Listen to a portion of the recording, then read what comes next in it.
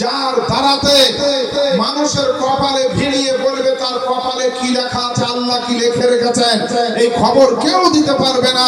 কিন্তু আল্লাহর ওলির কাছে, সাহাবায়ে কেরামের কাছে, আমার নবী মুস্তাফার কাছে আল্লাহর দেওয়া ইন্টারনেট, আল্লাহর দেওয়া পাওয়ার, আল্লাহর দেওয়া আপনার কি বলা হয়েছে স্যাটেলাইট, আল্লাহর দেওয়া আপনার কম্পিউটার এমন করে দিয়ে দেওয়া হয়েছে যে আপনি তো সামনে তাকালে যত দূর দেখতে পাবেন তত দূর বলতে পারবেন, কিন্তু আল্লাহর ওলি আপনার কপালে তাকিয়ে আপনার তাকদীর নামা পড়ে বলে দেবে আপনার জীবনটা কোন লাইনের জীবন আছে। হযরত আব্দুল্লাহ সাহেব বুঝে নিয়েছেন, চালাকি করে বলছেন যে একজন আল্লাহ ওনাকে ছাড়া যাবে না সহজে। বলছেন বাবা তুমি আপেল খেয়েছো, ক্ষমা যখন চাইতে এসেছো আমি ক্ষমা করব, কিন্তু আমার একটা শর্ত আছে। কি শর্ত? আমার যে আপেলের বাগান আছে, এই আপেলের বাগানে তোমাকে 10 বছর কাজ করতে হবে। গাছে পানি দিবা, ঘাস নিড়াবা, জঙ্গল পরিষ্কার করবে, আপেল পাকলে পাড়বে, বিক্রি করবে, খাবা, ইত্যাদি ইত্যাদির মাধ্যমে। উনি ভাবছেন আল্লাহ গো, এই একটা আপেলের জন্য 10 বছর থাকতে হবে এত বড়। আবার ভাবছে আল্লাহ যদি না থাকি হাসরের ময়দানে কি হবে আমার এই না মাফ করলে। কত বড় আল্লাহর ওলি হলে এরকম চিন্তা ভাবনা থাকে। আপনারা নিজেকে জিজ্ঞেস করুন যে আমরা কত অন্যায় করেছি, কোনোদিন ভাবিনি। আর এটা অন্যায় নয়, গুনাহই না, তবুও সে গেছে। তার তাকওয়া দেখে, তার পরহেজগারি দেখে, বলছে হুজুর আমি রাজি আছি 10 বছর কাজ করে দিলে আপনি মাফ করবেন তো? বলছে হ্যাঁ মাফ, ঠিক আছে যাও, কালকে থেকে তোমার ডিউটি শুরু। এবার আব্দুল্লাহ স্বামী স্যাঙ্গুইন হওয়ার জন্য, কনফার্ম হওয়ার জন্য 2-4টা লোককে বললো যে এই লোকটা আপেলের বাগানে কাজ করবে, এর উপর নজর রাখবি কি কি করছে। সারাদিন মুসলমান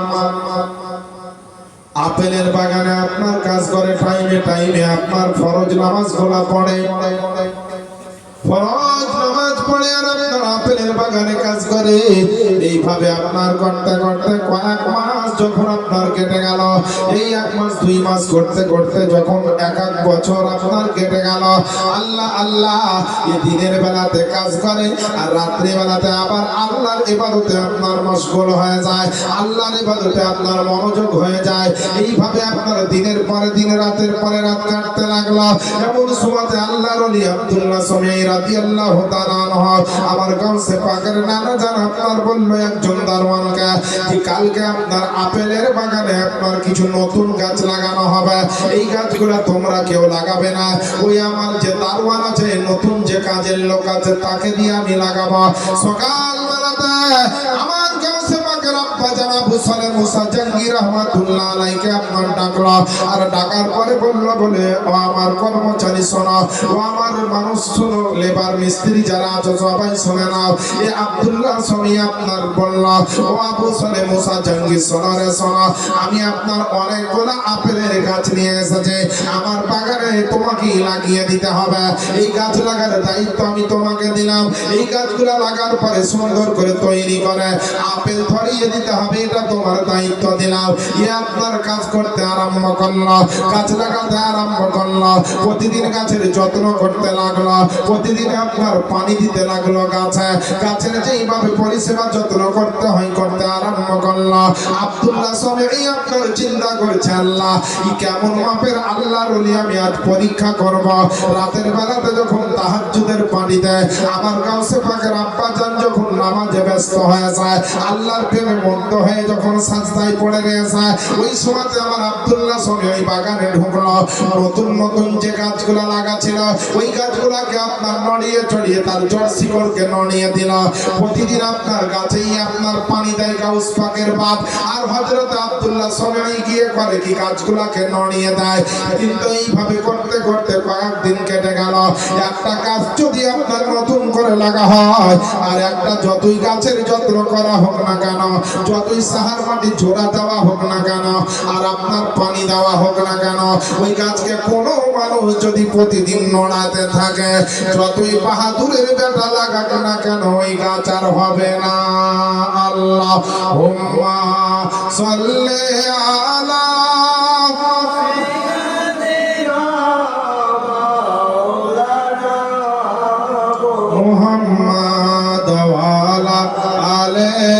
सैयदना मौलाना मोहम्मद सल्ले अला मोहम्मद सल्लल्लाहु अलैहि मोहम्मद हरदम ज़बान से निकाला पाक नामे मोहम्मद हरदम ज़बान से निकालो शफीआना मोहम्मद सल्लम তুমি মানলে মানো না মানলে মন মানো না আশিকেরি আসল জান্নাত সোনার মদিনা সুবহানাল্লাহ বলেন নবীর মহব্বতে সুবহানাল্লাহ একেবারে স্পেশাল ভাবে বের হবে গো আমরা যদি সত্যি নবীকে ভালোবাসি নবী ছাড়া দুনিয়াতেও হবে না কিছু কবরেও হবে না কিছু হাসরেও কিছু হবে না অনেক লামাজাবি ওহাবি দেওবন্দি আছে এরা অনেক জিনিস মানে না গাউস পাক কো মানে গাউস পাকের কারামত কো মানে নবীকেও ঠিক মতো মানে না নবীকে নূর মানে না নবীর দরুদ সালাম মানে না নবীর জন্মদিন মানে না নবীর মদিনাকে সেরকম আদব করে না অনেক ওহাবি আছে মক্কায় হজ করে বাড়ি পালিয়েছে বলে মদিনাতে কিছু তো নাই হজ তো মক্কায় মদিনা কি করতে যাবে আর আমরা আহলে সুন্নাত ওয়াল জামাতের লোক সুন্নি মুসলমান আমাদের আকীদা হচ্ছে যে হজ হয় মক্কাতে আর হজ কবুল হয় নবীর মদিনাতে সুবহানাল্লাহ সুবহানাল্লাহ মনে যত ময়লা কালি আছে সব দূর করে নবীর মহব্বতে বলেন সুবহানাল্লাহ সুবহানাল্লাহ আরে তুমি মানলে মানো না মানলে মন মানো না আশিকেরে আসল জান্নাত সোনার মদিনা আশিকেরে আসল জান্নাত সোনার মদিনা আশিকের হৃদয়ে যত ইশকেরি জ্বালা আর দূর করিতে পারে ওই মদিনাওয়ালা নবীকে ভালোবাসে যারা নবীকে ভালোবাসে নবীর মহব্বতের জ্বালা যখন সিনাতে উঠবে এটা কেউ তার থামাতে পারবে না একমাত্র পারবেন আমার মদিনাওয়ালা বেশক বেশক সুবহানাল্লাহ আল্লাহ দুনিয়াতে বহু কিছু করেছেন আজকে একটা ঘন্টার জন্য দিনটাকে নবীর মদিনা বানিয়েলেন যাতে ময়লা মাটি দূর হয়ে আমাদের গুনাহ খাতা মাফ হয়ে আল্লাহ আমাদেরকে মুসলমান হিসেবে কবুল করে নেয় একটু চেষ্টা করি দুনিয়া তো ছাড়তেই হবে বাবা মায়েরা বোনেরা বাপজিরা ভাইরা যে যেখানে আছেন দিলকে মদিনা বানিয়ে দেন তাই সাইড হচ্ছে যারা নবীর আশিক নবীর ইশক ও মহব্বতের জ্বালা যখন উঠবে তো নবী ছাড়া আর মিটবে না মিটাতেও পারবে না কেউ তাই বলছে আয়ে আশিকের হৃদয়ে যত ইশকেরি জ্বালা দূর করিতে পারে ওই মদিনাওয়ালা তাই মদিনা মদিনা করে তাই মদিনা মদিনা করে হয়ে যাও ফানা আশিকেরি আসল জান্নাত সোনার মদিনা তুমি মানলে মানো না মানলে মন মানো না আশিকেরি আসল জান্নাত সোনার মদিনা জোরে বলে দেন সুবহানাল্লাহ নবী মক্কা থেকে মদিনায় গেলেন যখন নবী মক্কায় ছিলেন মদিনা যাননি ওই মদিনাটা ভয়ঙ্কর আযাবের জায়গা এবং বালা মুসিবতের জায়গা ছিল আর নবী গেলেন তো ওই মদিনাটা কত দামি হলো শাইর বলছেন এক সময় ছিল মদিনা অলক্ষণের ভূমি আর নাবির ছোঁয়ায় হলো আরশের চেয়ে দামি এক সময় ছিল মদিনা অলক্ষণের ভূমি নাবির ছোঁয়ায় হলো আরশের চেয়ে দামি নবী যে দায়াছেন শুয়ে জান্নাতের টুকরা বলে নবী যে দায়াছেন শুয়ে জান্নাতের টুকরা বলে করলেন ঘোষণা আশিকেরি আসল জান্নাত সোনার মাদিনা তুমি মানলে মানো না মানলে মন মানো না আশিকেরি আসল জান্নাত সোনার মাদিনা আশিকেরি আসল জান্নাত সোনার মাদিনা বেরাদার তো আমার আব্বা জানেরা আম্মা জানেরা আল্লাহ পাকের ওলি আব্দুল্লাহ শমী রাদিয়াল্লাহু তাআলা আনহু তার নিজের বাগানে যতগুলা গাছ লাগা হয়েছিল গাছগুলোকে প্রতিদিন রাত্রে বেলাতে হিলিয়ে দেয় নড়িয়ে দেয় দেখতে চাই যদি আল্লাহ ওয়ালা মানুষ হয় তো এর লাগা গাছ আমি যতই নড়াই আর যতই আপনার হিলাই এর গাছের কোনো ক্ষতি হবে না আর যে যাকে আমি দারওয়ানি করতে দিয়েছি সে যদি সাধারণ মানুষ হয় তো গাছ আর বাঁচবে না সব মরে যাবে এইভাবে আপনার দিনের বেলাতে কাজ করে আর রাতের বেলাতে আপনার ইবাদত করে আমার গাউসে পাকের আব্বাজান এইভাবে করতে করতে আপনার গাছকে নড়িয়ে দেয় এইদিকে আব্দুল্লাহ সময় কিন্তু আপনার কয়েকদিন গাছকে হিলিয়ে নড়িয়ে কোনো কাজ হলো না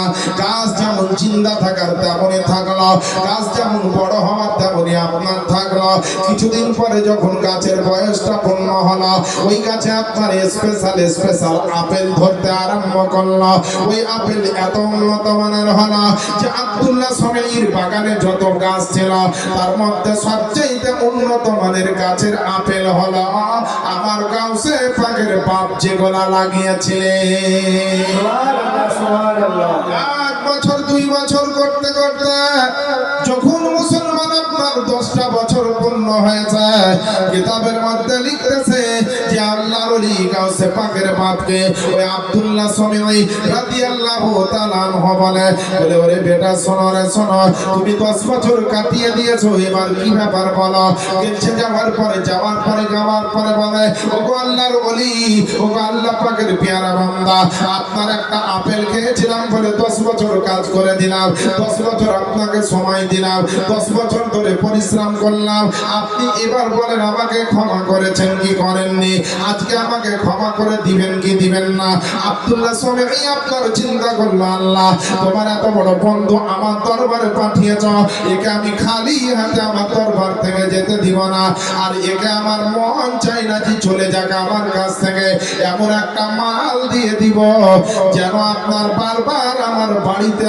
আসে আর আমার সঙ্গে যেন মোলাকাত হয়ে যায় সুবহানাল্লাহ সুবহানাল্লাহ। বাবা 10 বছর খেটেছ আমার খুব খুশি হয়েছে আমি বাগানের অনেক কাজ করেছো আমি দেখলাম কিন্তু আর একটা ছোট্ট তোমাকে শর্ত পূরণ করতে হবে তবেই মাপ হবে আল্লাহ ওয়ালা তবুও রাজি হয়ে গেলেন না জেনে শুনে বললেন কি শর্ত বলেন আমি মানবো বলে আমার একটা মেয়ে আছে চোখে দেখতে পায় না কানে শুনতে পায় না হাতে আপনার অক্ষম পায়ে অক্ষম মহিলাটা দেখতে একেবারে অন্ধকার কালো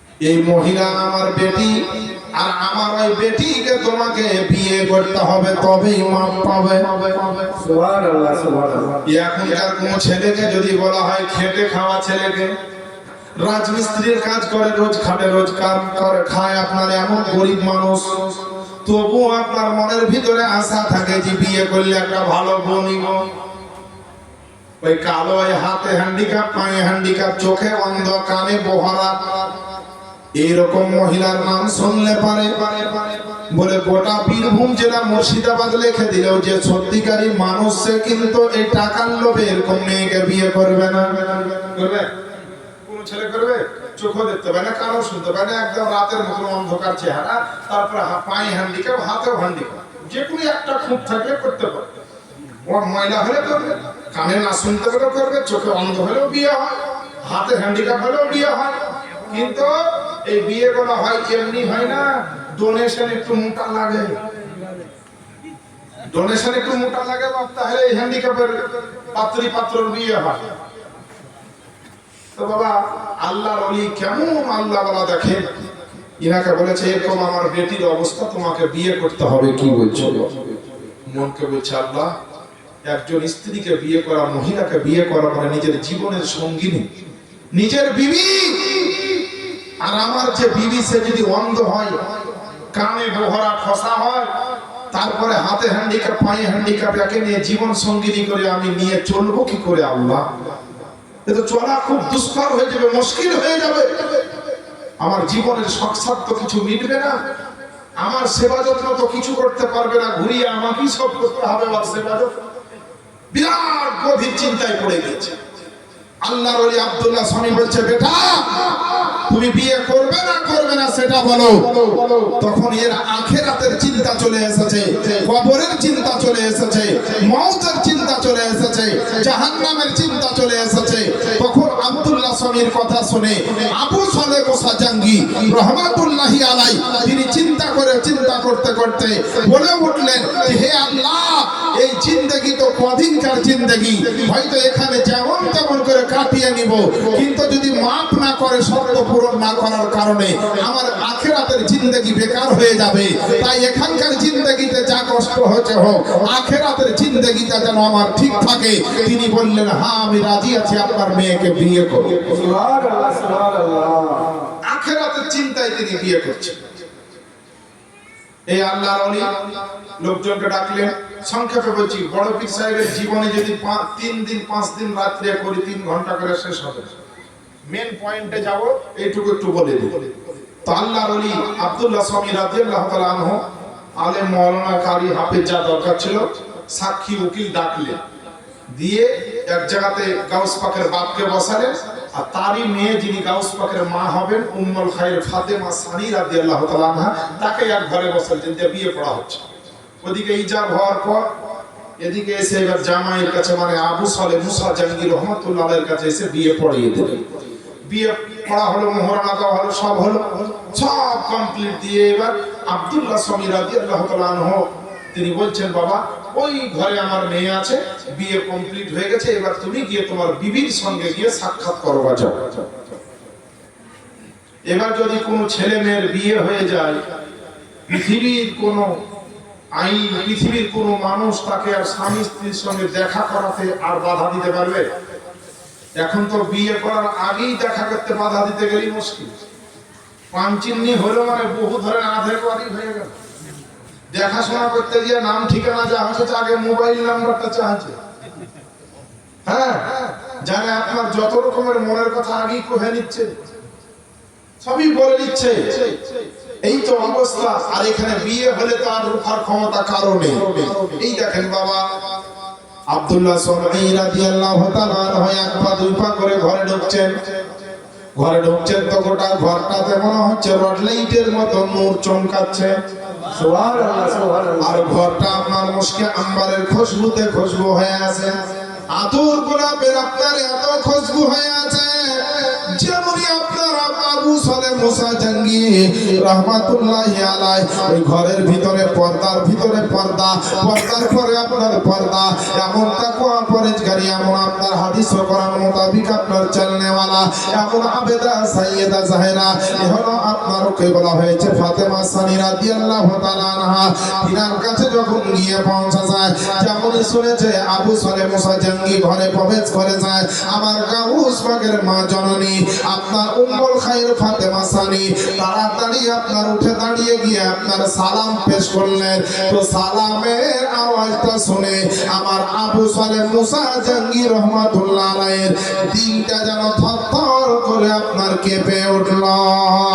মনে মনে চিন্তা করছে, আল্লাহ গো, আমার শ্বশুর মশাই জিনার বিটিকে আমি বিয়ে করলাম, তিনি বলেছিলেন আমার মেয়ে কথা বলতে পারে না, আমার মেয়ে চোখে দেখতে পায় না, আমার মেয়ে কানে শুনতে পায় না, তারপরে আমার মেয়ে হাতে অক্ষম পায়ে অক্ষম, দেখতে আপনার যেন রাত্রে অন্ধকারের মতো ময়লা কালো, এইভাবে আপনার ঘটনা বলা যায়। কিন্তু আমি যার ঘরে ঢুকলাম সেই মহিলা যদি আমার স্ত্রী হয়, তবে আপনার কথা বলতে পারবে না, কিন্তু এই সালাম দিল কেমন করে?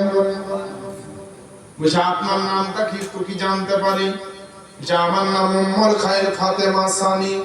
সুবহানাল্লাহ বলেন। সুবহানাল্লাহ, সুবহানাল্লাহ। চমকে গেল, যে তাহলে এটাই তো হচ্ছে আব্দুল্লাহ স্বামীর মেয়ে। তাহলে আমি তো ঠিক জায়গা দিয়ে এসেছি না অন্য জায়গায় এসেছি ভাবছিলাম। বললাম আরে উম্মুল খায়র ফাতেমা সানি, তোমার বাপের নামটা একটু বলো। তিনি বলছেন উম্মুল খায়র ফাতেমা সানি রাদিয়াল্লাহু তাআলা আনহা। তিনি বলছেন আমার বাপের নাম হচ্ছে আব্দুল্লাহ সলঈ রাহমাতুল্লাহ আলাইহি। জিনার নাম বলে দিলেন বাবা। আর সঙ্গে সঙ্গে যখনই এই কথা বলা, সঙ্গে সঙ্গে হযরতে আবু সালেহ মুসা জাঙ্গি ওই ঘর থেকে দৌড়তে দৌড়তে বেরিয়ে পালিয়ে আসলেন। আসার পরে বলছেন বলে আব্দুল্লাহ সলঈকে, বলে হুজুর আপনার কটা মেয়ে আগে বলেন।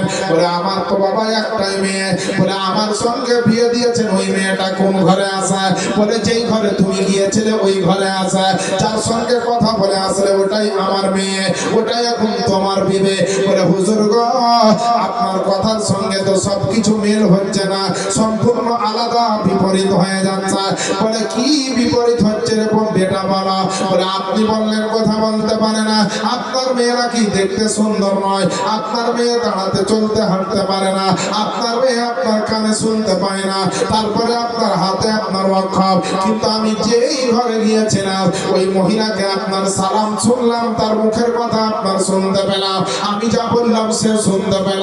তারপরে সুবহানাল্লাহ তার এত সুন্দর আদব কায়দা, তার চেহারাটা যেন ওই আপনার মেকআপের ভিতর থেকে, তারপরে আপনার ওই হেজাবের ভিতর থেকে আমি যতটুকু অনুভব করতে পারলাম, মনে হচ্ছে হিজাবের ভিতরে জান্নাতের হুর গালিমানের একটা ছটা দেখতে পাওয়া যাচ্ছে। আল্লাহ আল্লাহ, এমন একটা সৌন্দর্য নূরের ছোঁয়ায় যেন চমকাচ্ছে আমার নবী মুস্তাফার যেন নূর চমকাচ্ছে আপনার ঘরে গো হুজুর। আল্লাহ আলী আব্দুল্লাহ সবই বলছে ওই মাটিটাই ওই মহিলাটাই আমার মেয়ে, ওই মেয়েটাই হচ্ছে আমার মেয়ে। আমি অন্ধ বলেছিলাম এই কারণে, যতদিন সাবালিকা হয়েছে সেদিন থেকে আমার মেয়ে কোনোদিন কোনো পরপুরুষের চেহারা দেখেনি। আমার মেয়েকে আমি কানে শুনতে পাই না, এই কারণে বলেছিলাম আমার মেয়ে যতদিন সাবালিকা হয়েছে সেদিন থেকে আপনার কোনো পরপুরুষের আওয়াজ তিনি কানে শোনেননি। তারপরে আমি এই কারণে হাতকে বললাম অক্ষম, আমার মেয়ে একমাত্র আল্লাহর দরবার ছাড়া এই হাতকে আপনার অন্য কোনো কাজে ব্যবহার করেনি। আল্লাহ আল্লাহ, আমার মেয়ে আজ পর্যন্ত পায়ে হেঁটে ওই ঘরের ভিতর থেকে বাড়ি আর বাড়ি থেকে ঘরের ভেতর, তাছাড়া বাড়ির বাইরে বেপরদায় যায়নি। এর জন্য আজ আমি এই কথা বলেছি, যেটা দেখেছো সেটাই হচ্ছে আমার বেটি। সুবহানাল্লাহ সুবহানাল্লাহ। তাড়াতাড়ি আবার গেলেন, বলে যাও বাবা। গেলেন, সালাম দিলেন, এক জায়গায় বসলেন, চেহারাটা দেখলেন তো উম্মুল খায়র ফাতেমা সানির চেহারাটা এত সুন্দর, কারণ নবী বংশের মানুষের চেহারা এমনিতেই সুন্দর। দুনিয়াতে এমন এমন মানুষকে আল্লাহ সৌন্দর্য দিয়েছে, বিনা মেকআপে বিনা শেভ সাইজে দেখে মনে হবে তার চেহারা দেখে পাগল। অনেক আপনার মহিলা সুন্দরী আছে, অনেক পুরুষও আপনার সুন্দর আছে। আল্লাহ পাকের কত রূপ দিয়েছেন অনেক মানুষকে। আর আল্লাহর ওলির বেটি উম্মুল খায়র ফাতেমা সানি নিজে একজন আবেদা জাহেদা। আল্লাহ পাকের ওলি হযরত আবু সালেহ মুসা জাঙ্গির সঙ্গে আপনার সাক্ষাৎ হয়ে গেল। এইভাবে আপনার বসবাস করতে লাগলো। বেশ কিছুদিন থাকার পরে আবার আপনার বাগদাদ চলে এলো। হযরত আবু সালেহ মুসা জাঙ্গি আপনার রহমাতুল্লাহ আলাইহি তাকে নিয়ে বাগদাদ দিয়ে ঘুরতে ঘুরতে ইরাকের জমিনে একটা জায়গা আছে, যে জায়গাটার নাম হচ্ছে গিলান বা জিলান। ওই জায়গাতে এসে বসবাস করতে লাগলেন।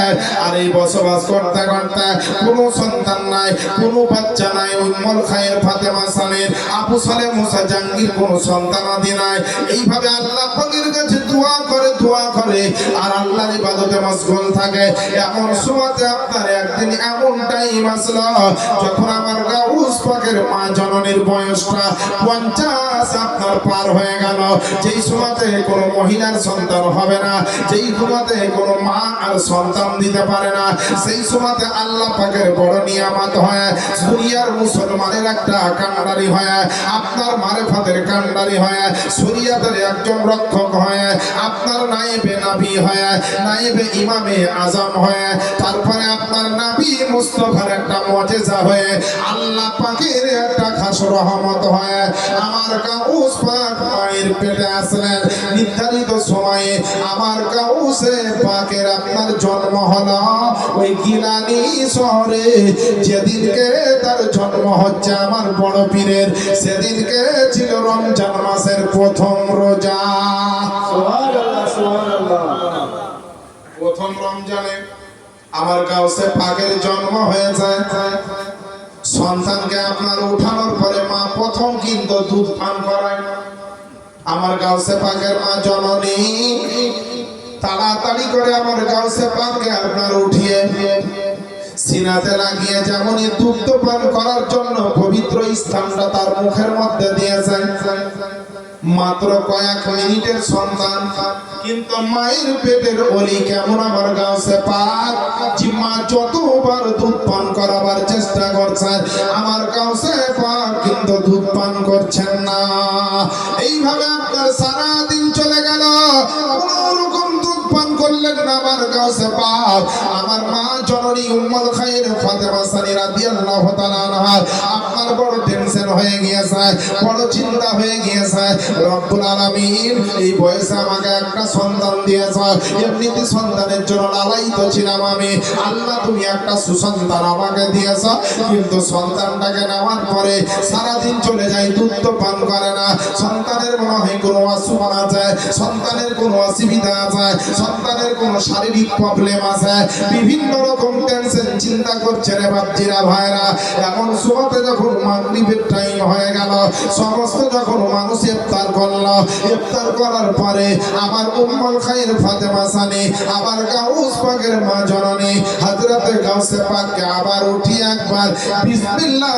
বলে যেমনই লাগিয়েছে তো যে গাউসে পাক দিনের মধ্যে দুধটা পান করলেন না সারা দিন কাটিয়ে দিলেন ওই আমার গাউসে পাক আপনার দুধ পান করে নিলেন সুবহানাল্লাহ সুবহানাল্লাহ দুধটা প্রথম দিন এইভাবে পান করলেন তারপরের দিন আবার রোজা রমজান মাসের 1 তারিখ জন্ম দ্বিতীয় তারিখের রোজা শুরু হলো গাউসে পাকের মা সকাল থেকে সন্ধ্যা অবধি আবার হুড়াহুড়ি করে দুধ পান করাবার জন্য কিন্তু বাবা দুধ পান করাতে পারে না কোনো মতে আবার যেমন মাগরিবের টাইম হয় তখন আমার গাউসে পাক আবার দুধ পান করে এইভাবে আপনার কয়েকটা দিন যখন কেটে গেল ওই গিলানি শহরে আপনার প্রচার হয়ে গেল গিলানি শহরে আপনার সম্প্রচার হয়ে গেল গিলানি শহরের মধ্যে আপনার এমন একটা ভাইরাল হয়ে গেল খবরটা যে আবু সালেহ মুসা জাহাঙ্গীর বাড়িতে আল্লাহ পাকে এমন একটা কারামাত ওয়ালা সন্তান দিয়েছে আল্লাহ পাকে এমন আপনার একটা অলৌকিক সন্তান দিয়েছে যে রমজান মাসে জন্ম হয়ে যায় তবু আপনার দিনের বেলাতে দুধ পান করে না আর আপনার ইফতারের পরে দুধ পান করে কারণ তিনি এই অবস্থাতে রমজান মাসের রোজা রাখেন মুসলমান বাপজিরা ভাইরা আমার গাউস পাকের দিওয়ানা গাউস পাকের মাস্তানা যারা যারা গাউসে পাককে মোহাব্বত করেন আমার গাউসে পাককে যারা ভালোবাসেন তাদের উদ্দেশ্যে বলে আমরা সুন্নি জামাতের মানুষ আমরা ছোট পীরকেও মানি বড় পীরকেও মানি আমরা প্রত্যেকটা আল্লাহর ওলিকে মোহাব্বত করি এবং সম্মান করি শ্রদ্ধা করে আজ আপনার বিবেককে জিজ্ঞেস করেন আমার গাউসে পাকের উপর যখন রোজা ফরজ ছিল না সেই সময়তে গাউস পাকের উপরে শরিয়াতের হুকুম লাগু হয়নি শরিয়াতের নিয়ম কানুন তার উপরে অর্পিত হয়নি তবু আমার গাউসে পাকের তাকওয়া পরহেজগারি দেখেন রে বাপজিরা যে তিনি আপনার মায়ের পেট থেকে আসা মাত্র পুরো রমজান মাসে আপনার দিনের বেলায় দুধ পান করতেন না আর রাত্রে বেলায় দুধ পান করতেন সেহরির আগে পর্যন্ত দুধ পান করে নিতেন সারা মাসের রোজা আমার গাউসে পাক ওই বাচ্চা অবস্থাতে করেছে তাহলে পরের মুসলমান আমরা তো বাচ্চা অবস্থায় রোজা রাখতে পারিনি বাচ্চা অবস্থায় ইসলামের জ্ঞান অর্জন করতে পারিনি এখন কি আমাদের দায়িত্ব হয় না আমরা মুসলমান হিসাবে কি আমাদের কর্তব্য হয় না মুসলমান হিসাবে আমাদেরকে আপনার একটু জ্ঞান চর্চা হয় না আল্লাহ আল্লাহ আমার গাউসে পাককে মোহাব্বত করি বলবো আর আপনার বুড়ো হয়ে গেলাম রমজানে রোজা করতে জানলাম না রমজানে যদি তারাবি পড়তে জানলাম না 5 ওয়াক্ত ওয়াক্তের নামাজ পড়তে পারলাম না, শরীয়ত মোতাবেক চলতে পারলাম না, কোরআন ও হাদিসের জ্ঞান অর্জন করতে পারলাম না, কাল কিয়ামতের ময়দানে আল্লাহ পাকের দরবারে কেমন করে দাঁড়াবেন, কেমন করে আপনার জীবনের হিসাবটা দিবেন, কেমন করে নামাজ কাজার হিসাবটা দিবেন, কেমন করে আপনার সমস্ত গুনার আপনার হিসাবটা আপনি দিবেন, একবার নিজের বিবেককে আপনি নিজেই জিজ্ঞেস করবেন। সুবহানাল্লাহ সুবহানাল্লাহ। আমার গাউসে পাক যখন তার উপর রোজা ফরজই হয়নি, সেই অবস্থাতে বাচ্চা অবস্থায় রোজা রাখছে। আর আমাদের কত মুসলমান কবরে চলে গেল বিনা রোজা। কত মুসলমান রমজানের আগে ভালো রোজার যেমন 2-1 দিন আগে হবে তখনই বলবে আর মৌলভী সাহেব আর বলিয়েন না, এবার রোজাটা রাখবো ভেবেছিলাম তো ডাক্তার এতগুলো ওষুধ দিয়ে দিয়েছে এই বছর পারলাম না রোজা। আবার যারা রোজা রাখবে না দেখবেন তারা 28-29 রোজাতে দেখবেন ওরা আবার ঈদের খবর আগে নেবে। মৌলভী সাহেব পরব কবে, মৌলভী সাহেব নামাজ কটার সময় হবে, ওদের এবার তারা হয়ে যাবে ঈদের বাজার ওদেরই আগে। ওরা সবার আগে গা পা দিয়া করে আত শুরু হয়ে একবার ঈদগাহে প্রথম কাতারে থামা যায় না। যদি ঈদগাহ ইমাম সাহেবের 2 মিনিট দেরি হয় তো ওদেরই আবার চুলকানি বেশি। আমাদের গ্রামে একটা নিয়ম আছে, যারা রোজা থাকবে না তাদেরকে বলে যে তোমরা প্রথম কাতারে দাঁড়াবা, কমসে কম পিছনে যাও, লজ্জা থাকবে। তো এরকম আইনগুলা খারাপ না? মদ পান করলে 5,000 টাকা জরিমানা, বিয়েতে গান বাজনা যদি হয় কারো বাড়িতে তো 10 লোক যাবে না বা 10,000 টাকা জরিমানা। এরকম আইন দরকার আছে। যেখানে বিয়ে হচ্ছিল বাবা যার বাড়িতে, তার বাড়ির পাশে আশেপাশে বাড়িতে 3 দিন ঘুম হারাম হচ্ছিল। মানে এখনকার আগেকার বক্স ছিল, মানুষের দিল কাঁপতো, গান গালা এত মিষ্টি সুরে হতো যে দিলটা কাঁপতো মহব্বতের গান শুনে, দিলটা নাচতো। আর এখন দিল কাঁপে না, বক্সে গোটা এলাকা কাঁপিয়ে দিচ্ছে, মাটি পুজো। এই যে বাবা এখন বেশ লাগবে, বেশ এই বেঠে বেঠে 4 ইঞ্চি দিতে বক্স, আবার আর কারেন্ট খরচ কত, বড় বড় ডেক লাগে চলে দিচ্ছে অপারেটর যারা, এই গুম গুম করে মাটি কাঁপছে। জ্বরের অসুখ, কাকে জ্বর হয়েছে, কার হার্টের অসুখ আছে, কার কিসের অসুখ আছে, এইসব রোগীর জন্য ওই বক্সের আওয়াজ মারাত্মক ক্ষতিকর। আমাদের গ্রামের মুরল সর্দারকে আমি খুব সাব্বাস দিয়েছি, এখনো দিচ্ছি তাদেরকে, এবং তাদের জন্য দোয়া করছি, করব যে আমাদের গ্রামের মুরল সর্দারের উপর যেন আল্লাহর রহমত হয়, যে একটা বড় ভালো কাজ করছে। সব গান বন্ধ, সেদিন থেকে এই অশান্তিও হয়, কত সুন্দর খানা পানি হচ্ছে। আবার কেউ কেউ রাগ করে বলছে, আরে 1 লাখ টাকা দিয়ে খরচ করে খানা করতে পারছিস তো 10,000 টাকা জরিমানা দিয়ে গানটা নাই দিয়ে বাজিয়ে একজনা হুজ্জিত করে লিয়ে এসেছে দিয়ে কেবল কুঁ করে আওয়াজ দিয়েছে বক্সে, আর 2-3 মুরল যাওয়ার বাড়িতে হাজির। গান বাজাবি না বিহার খানা করবি, কোনটা করবি? বলছে গানও বাজাবো, বিহার খানাও করবো। বলছে তাহলে এক কাজ করো, 10 লোক সব বাড়ি চলো, আর হাঁড়ি হান্ডা যাই গেছে 10 সব গাড়িতে তোলে দিলিয়ে চলো, আর বাপের রাতি করবি। জানের জায়গায় একটা মুরল সর্দারের হাত পা ধরে ক্ষমা চেয়ে বলছে ভুল হয়েছে, আর করবো না, খানাটা হতে দেবে। এরকম শাসন দরকার আছে। আজ সমাজ ভাইলেন্ট হয়ে গিয়েছে, সমাজ আজ মুসলমান নাম সাক্ষী থেকে গিয়েছে। মুসলমানের যে দায়িত্ব কর্তব্য, একজন মুসলমান আমরা সঠিকভাবে দায়িত্ব পালন করতে পারি না। কোন হাজি সাহেবকে, মাস্টার সাহেবকে, ডাক্তার সাহেবকে, কোন নামাজিকে, কোন মুসল্লিকে না বলি লুকিয়ে রাখি, তাহলে এটা আমার চরম অন্যায় হয়ে যাবে। কাল হাসরে জবাব লাগাবো। সেক্রেটারি সাহেব হন, সভাপতি সাহেব হন, মাস্টার সাহেব হন, ডাক্তার সাহেব হন, হাজি সাহেব হন, তালবিলিম সাহেব হন, মুন্সি সাহেব হন, হাফেজ সাহেব হন, মৌলভী সাহেব হন, সবাইকে শরিয়ত মোতাবেক চলতে হবে। প্রত্যেকটা মুসলমানকে শরিয়ত মোতাবেক চলতে হবে। খালি মৌলভী সাহেবকে শরিয়ত মোতাবেক চলতে হবে আর বাদ বাকি আর কাউকে চলতে হবে না, তা নয়। একটা আপনাকে উদাহরণ দিলে বুঝতে পারবেন যে মৌলভী সাহেব, ইমাম সাহেবদের থেকে আমরা কতদূর পিছিয়ে আছি। কোন মসজিদের ইমাম সাহেব যদি দাড়িকে রোজ চাঁচা ফেলে দেয় সেলুন গিয়ে, ওকে কেউ ইমাম বানাবে? ইমাম সাহেব যদি ফুল প্যান্ট আর হাফ জামা গায়ে দিয়ে আসে নামাজে মুসাল্লায়, ওর পেছনে নামাজ পড়বে? পড়বে না। ইমাম সাহেব যদি সুদখোর হয়, ওর পেছনে নামাজ পড়বে? ইমাম সাহেব যদি মদখোর হয়, ওর পেছনে নামাজ পড়বে? একটু হ্যাঁ না দে। আমি তো আপনারা সুদখোর মদখোর বলিনি, আমি তো জিজ্ঞেস করছি, একটা কথা বোঝা পাচ্ছি। রাগ কেন হবে? কেউ যদি এরকম কোন গুনার সঙ্গে লিপ্তও থাকেন তো রাগ করিয়েন না, বুঝার চেষ্টা করতে।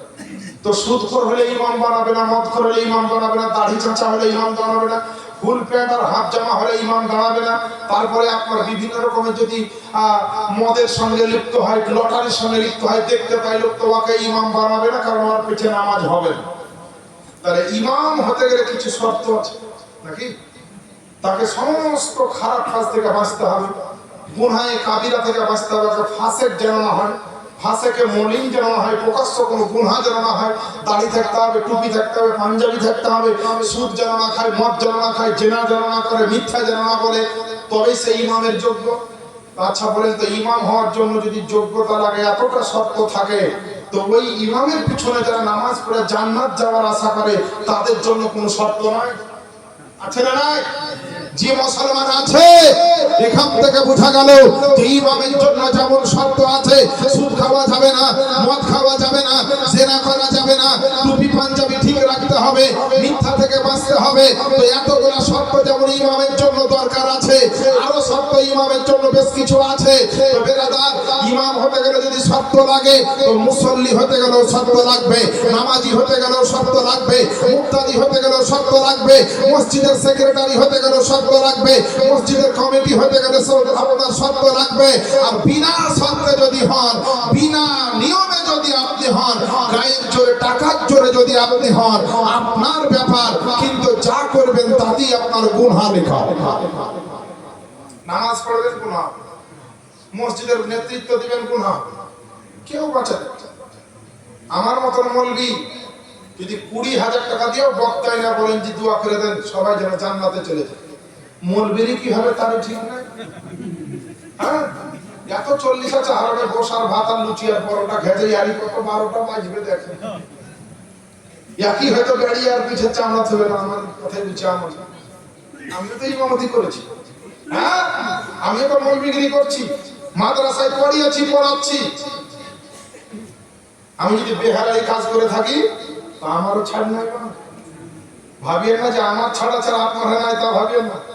ইমামেরও নাই, মুসলমান কারো নাই, শরিয়াত বিরোধী কাজ করার হুকুম কারো জন্য। তাহলে কি বুঝতে পারলে? বিনা দাড়িতে অরিজিনাল মুসল্লি হওয়া যাবে? সুদখোর মদখোরি যদি কাজ করি, তো মুসল্লি অরিজিনাল হওয়া যাবে? হবে না। এসব এগুলা হবে নাটক, অভিনয়। লোকের সামনে গেলাম নামাজ পড়ছি, আরে নামাজের এ টু জেড মশলা আপনাকে জানতে হবে না, নামাজই হবে। ওইগুলা তো আলাদা। নামাজের যদি মশলা মশাইল আপনি না জানেন, তো আপনার নামাজে উঠার বসাই হবে, নামাজে কোনো কাজ হবে না। নামাজের ফরজ আছে, ওয়াজিব আছে, সুন্নাত আছে, মাকরুহ আছে, সালাত আছে, তাদিলে আরকান আছে। নামাজের ভিতরে আপনার আমালে কালিল আছে, আমালে কাসির আছে, এইভাবে অনেক কিছু আছে। রাগ করবেন না বাপ, অনেক লোক আছে কিছু নামাজ 2-1 বছর পড়েছে, ওই নামাজ পড়ে মনে করছে যে জান্নাতে মনে হয় আর জমি কিনা গোটাই হয়ে গেছে, এমন আর ভাবমূর্তি। আর অরিজিনাল যে মুমিন হবে, মুসলমান হবে, সে আদব বলা হবে, তার ভদ্রতা, তার নম্রতা হবে আলাদা। সে আলেমদেরকে সম্মান করবে, বড়দেরকে সম্মান করবে, ছোটদেরকে আদর করবে, ওর মুখে ভাষা হবে খুব সুন্দর, ও কখনোই কাউকে দুঃখ কষ্ট দিবে না। বাবা, মানুষ মাত্রা ভুল হবে, গুনাহ হবে, আপনাদেরও হয়েছে, আমারও হয়েছে কত জায়গায়, কিন্তু আমাদেরকে ভুলগুলো শুধরাতে, ভুলগুলো আমাদেরকে ঠিক করে নিতে হবে, ভুলগুলো আমাদেরকে শুধরে নিতে হবে। যে গুনাহ হয়েছে সে গুনাহগুলো তওবা করে নিতে হবে, কারণ যদি তওবা না করে এইভাবে থেকে যান, তো এই গুনার বস্তা নিয়ে যদি কবরে যান, তো কঠিন অবস্থা হবে। আল্লাহ পাক আমাদেরকে তওবা করার তৌফিক দান। তওবা করার তৌফিক দেয়। গুনাহ নিয়ে কেউ কবরে যাওয়ার চেষ্টা করিয়েন না বাবা, ওখানে কেউ বাঁচাবে না আপনার আমল ছাড়া। আপনার ভালো ঈমান, ভালো আকীদা, নবীর মহব্বত নিয়ে আপনাকে যেতে হবে। নবীর মহব্বত করি, নবীকে ভালোবাসি, আমার গাউসে পাককে ভালোবাসি।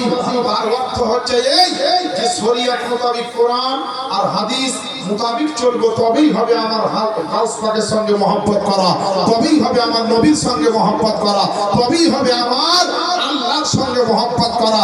আল্লাহ রাসূল বলেন, তোমরা দুটো জিনিসের যদি গ্যারান্টি দাও, তোমাদেরকে আমি জান্নাতের গ্যারান্টি দিব। বলে কি দুটো জিনিস? এক নাম্বার হচ্ছে আল্লাহর প্রতি ঈমান, ভক্তি এবং ভালোবাসা রাখা, আর দ্বিতীয় নাম্বার হচ্ছে পৃথিবীর বুকে যাবতীয় গুনাহ থেকে নিজেকে বাঁচা।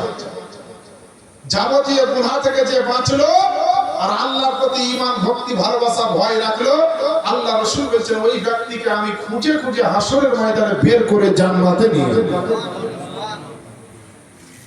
নবী আরেকটা কথা বলেছেন, জবানে আর তোমার গুপ্ত অঙ্গে যদি হেফাজত করতে পারো তো বিনা হিসাবে জান্নাত পাবে। সুবহানাল্লাহ সুবহানাল্লাহ। কিন্তু আমরা গুপ্ত অঙ্গেরও সঠিকভাবে হেফাজত করতে পারি না, জবানের তো পারি না।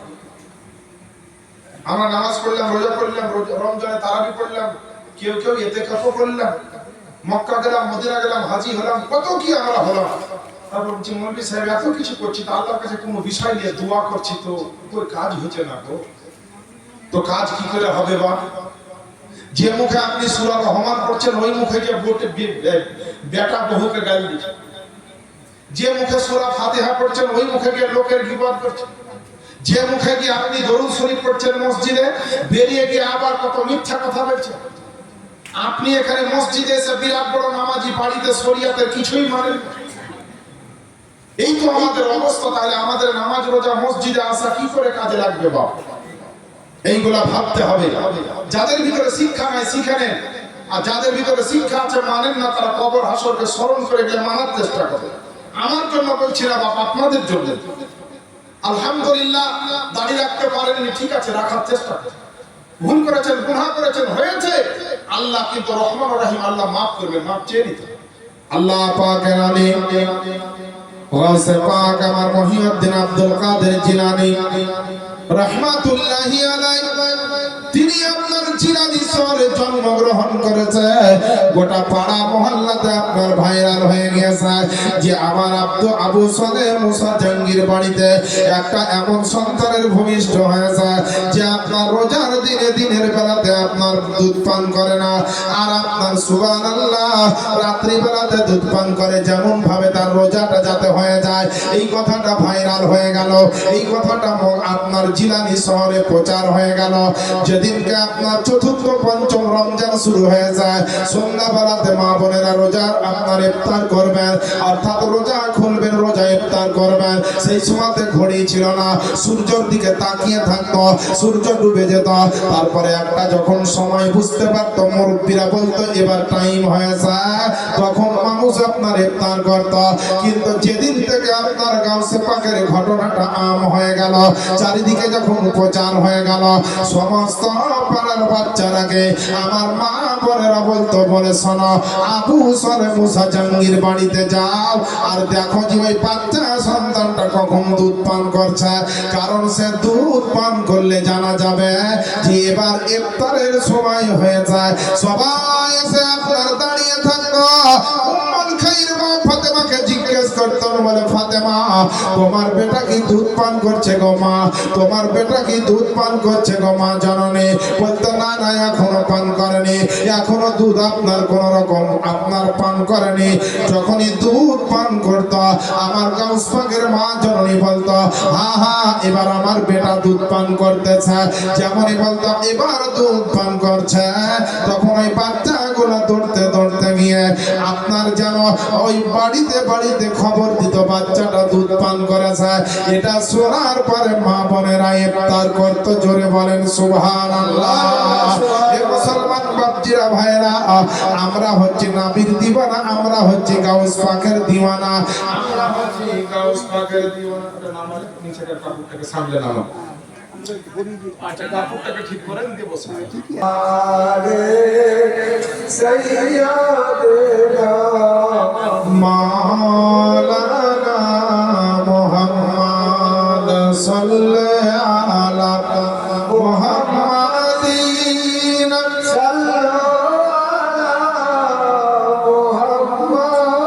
সাল্লাল্লাহু তাআলা আলাইহি ওয়াসাল্লাম। এ মুসলমান বাপজিরা ভাইরা, আমার মা বোনেরা, গাউস পাকের যদি মহব্বত করেন, আলী মর্তজার সঙ্গে মহব্বত হয়ে যাবে।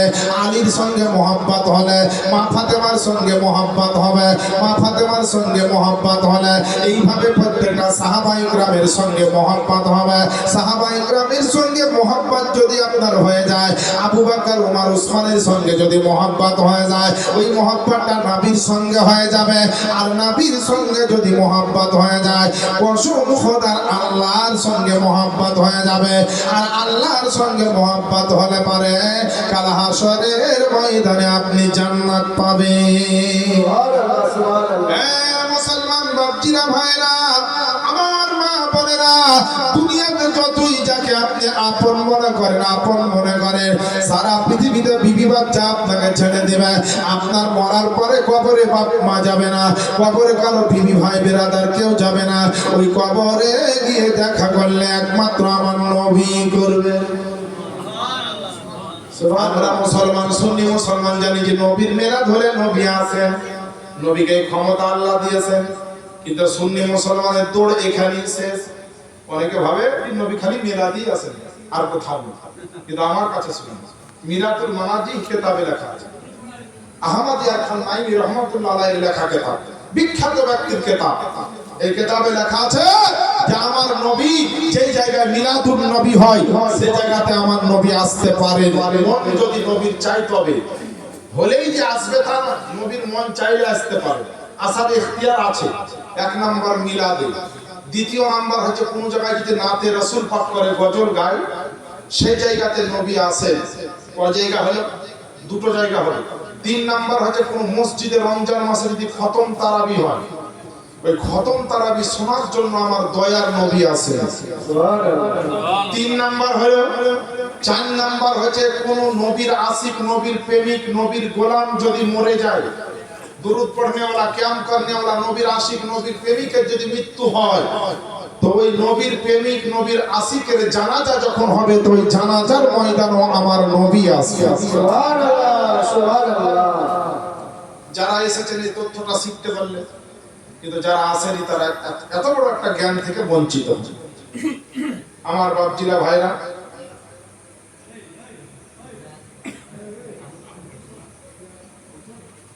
এটা কি লিখেছেন বাপজি?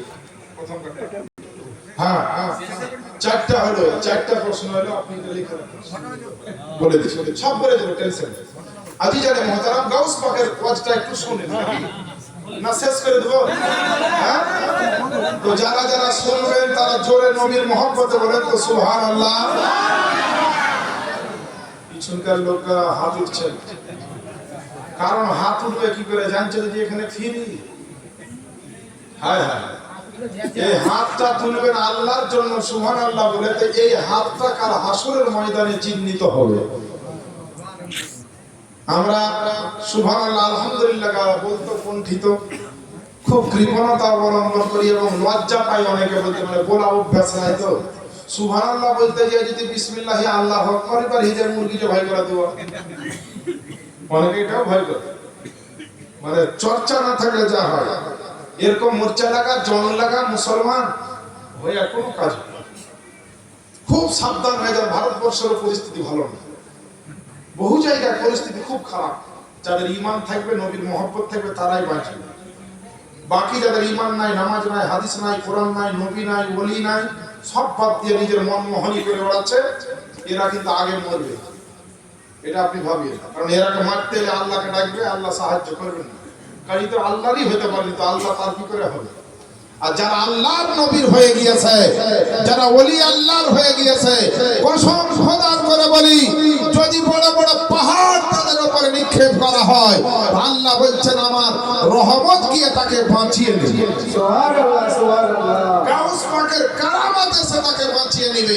আমার নবী মুস্তাফার রহমতের নজর এসে তাকে বাঁচিয়ে নেবে। সুবহানাল্লাহ।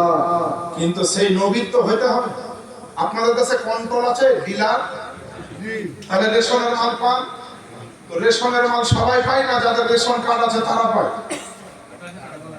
কথা বলে, যাদের রেশন কার্ড আছে তারা মাল পায়। এবার যার রেশনের কার্ড নাই, সে গিয়ে যদি বলে কি ওরা পেছে গার লোক, আমি কেন পাবো না, এরকম করে হুজ্জতি করে তোকে দিবে? তোর মাল তো অ্যাপ্রুভালই হয়নি কেন্দ্র সরকার থেকে। যার কার্ড আছে তার মাল অ্যাপ্লাই হয়েছে, কার্ডে অ্যাপ্লাই হয়েছে, মাল ওখান থেকে দেওয়া হয়েছে, সাংসাম দিয়েছে। তো মাল দিয়েছে, তারপরে মাল পাচ্ছে। আর কন্ট্রোলের মাল নিতে গেলে রেশন কার্ড থাকতে হবে। শুধু রেশন কার্ড থাকলেই হবে না, রেশন কার্ডে আবার Aadhaar card link, mobile number link, তবে মাল পাবা, লিঙ্ক না থাকলে আবার দিবে না।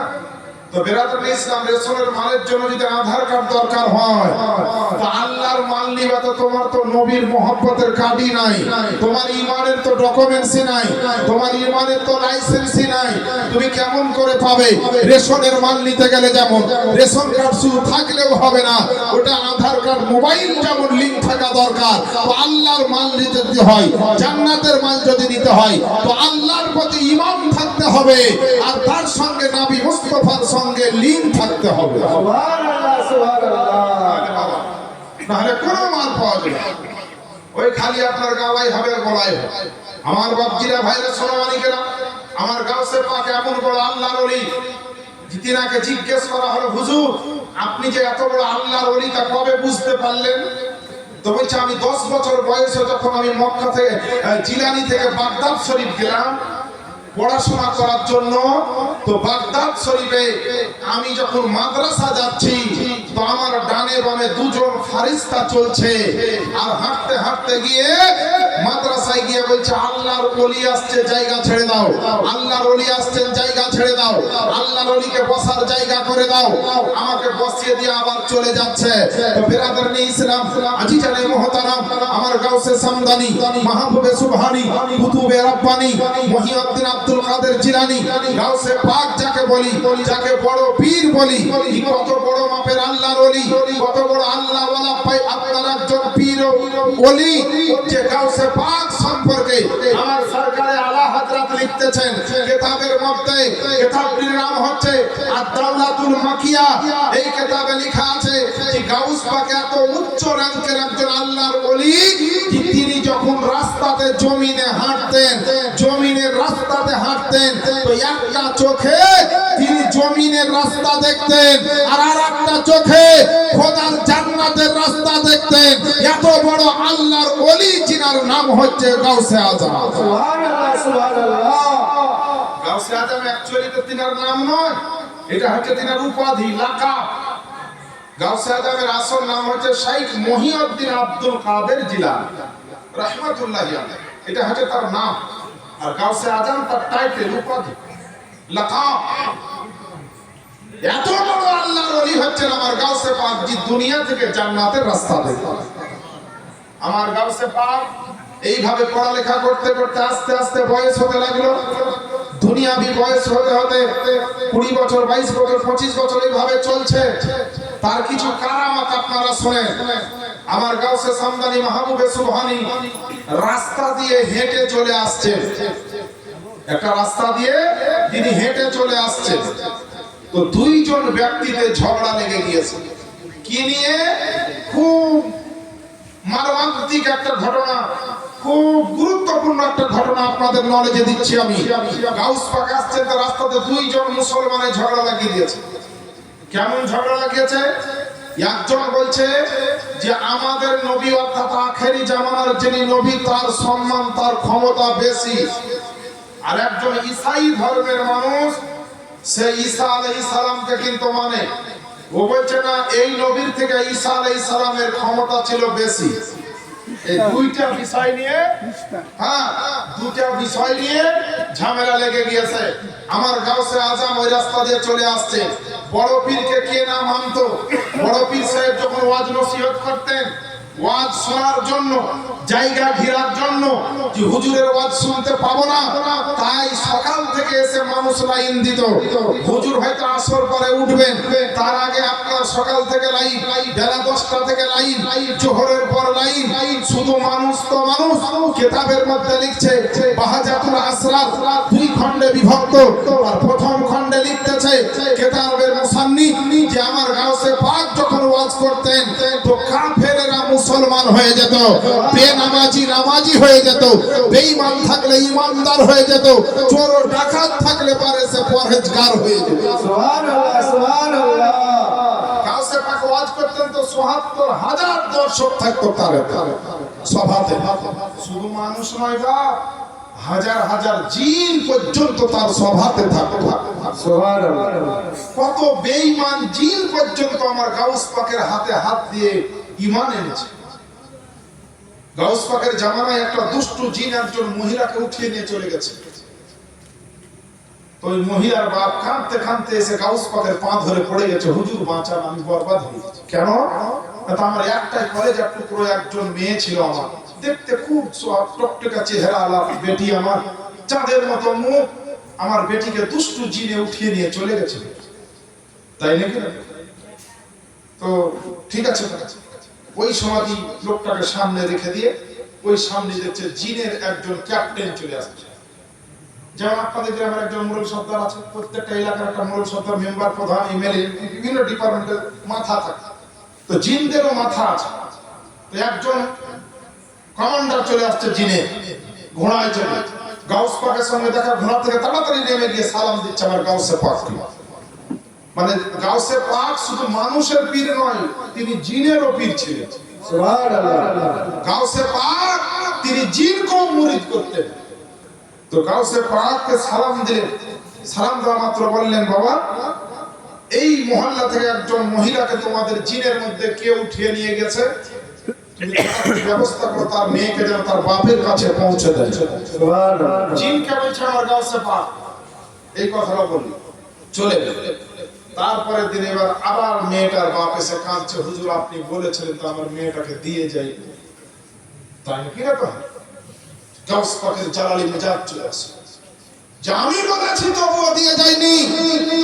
ওই সময় একজন জিনকে ডাক দেওয়া হলো, জিনের একজন ক্যাপ্টেনের আর বলা হলো যে আমি বলেছিলাম তাও রেখে যায়নি, আর ব্যবস্থা কি করবে করো।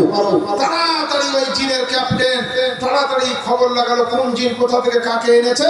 খবর ধরা পড়লো ওই মেয়েটাকে আর ওই জিনটাকে যে তুলে নিয়ে গেছিল যে জিন, ওকে আর ওই মেয়েটাকে 5-7 জন জিন ধরে এনে গাউস পাকের সামনে হাজির করল। সুবহানাল্লাহ। সুবহানাল্লাহ। জিনের ক্যাপ্টেনকে আমার গাউসে পাক বলছেন, বিচার তুমি করো, আমি বিচার করব।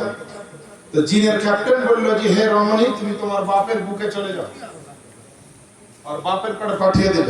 আর একটা উলঙ্গি তলোয়ারি বের করে জিনকে বলল, উজাক বাপের বুকে, আর তুমি যাও জমিনের পেটে। বলে একবারে উলঙ্গ তলোয়ার দিয়ে দুখণ্ডিত করে দিল। জোরে বলেন সুবহানাল্লাহ। গাউসে পাক বললেন, গাউসে পাক বলছেন জিনের ক্যাপ্টেনকে, যে একে এত বড় সাজা কেন দিলে?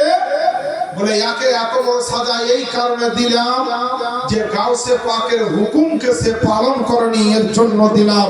তো এ বেরাদার ইসলাম, একজন জিন জাতি যদি গাউস পাকের হুকুমকে অমান্য করার কারণে তাকে কতল হতে হয়, তাহলে আমরা যে হাজার হাজার আল্লাহর হুকুমকে অমান্য করে দিয়েছি, নবীর হুকুমকে অমান্য করে দিয়েছি, শরীয়তের হুকুমকে অমান্য করে দিয়েছি, কোরআনের হুকুমকে অমান্য করে দিয়েছি, তাহলে আমাদের উপরে কি বাদ পাবে, আমাদের উপরে কি আইন জারি হতে পারে আল্লাহ এবং তার রাসূলের পক্ষ থেকে একটু আমাদেরকে ভাবতে হবে।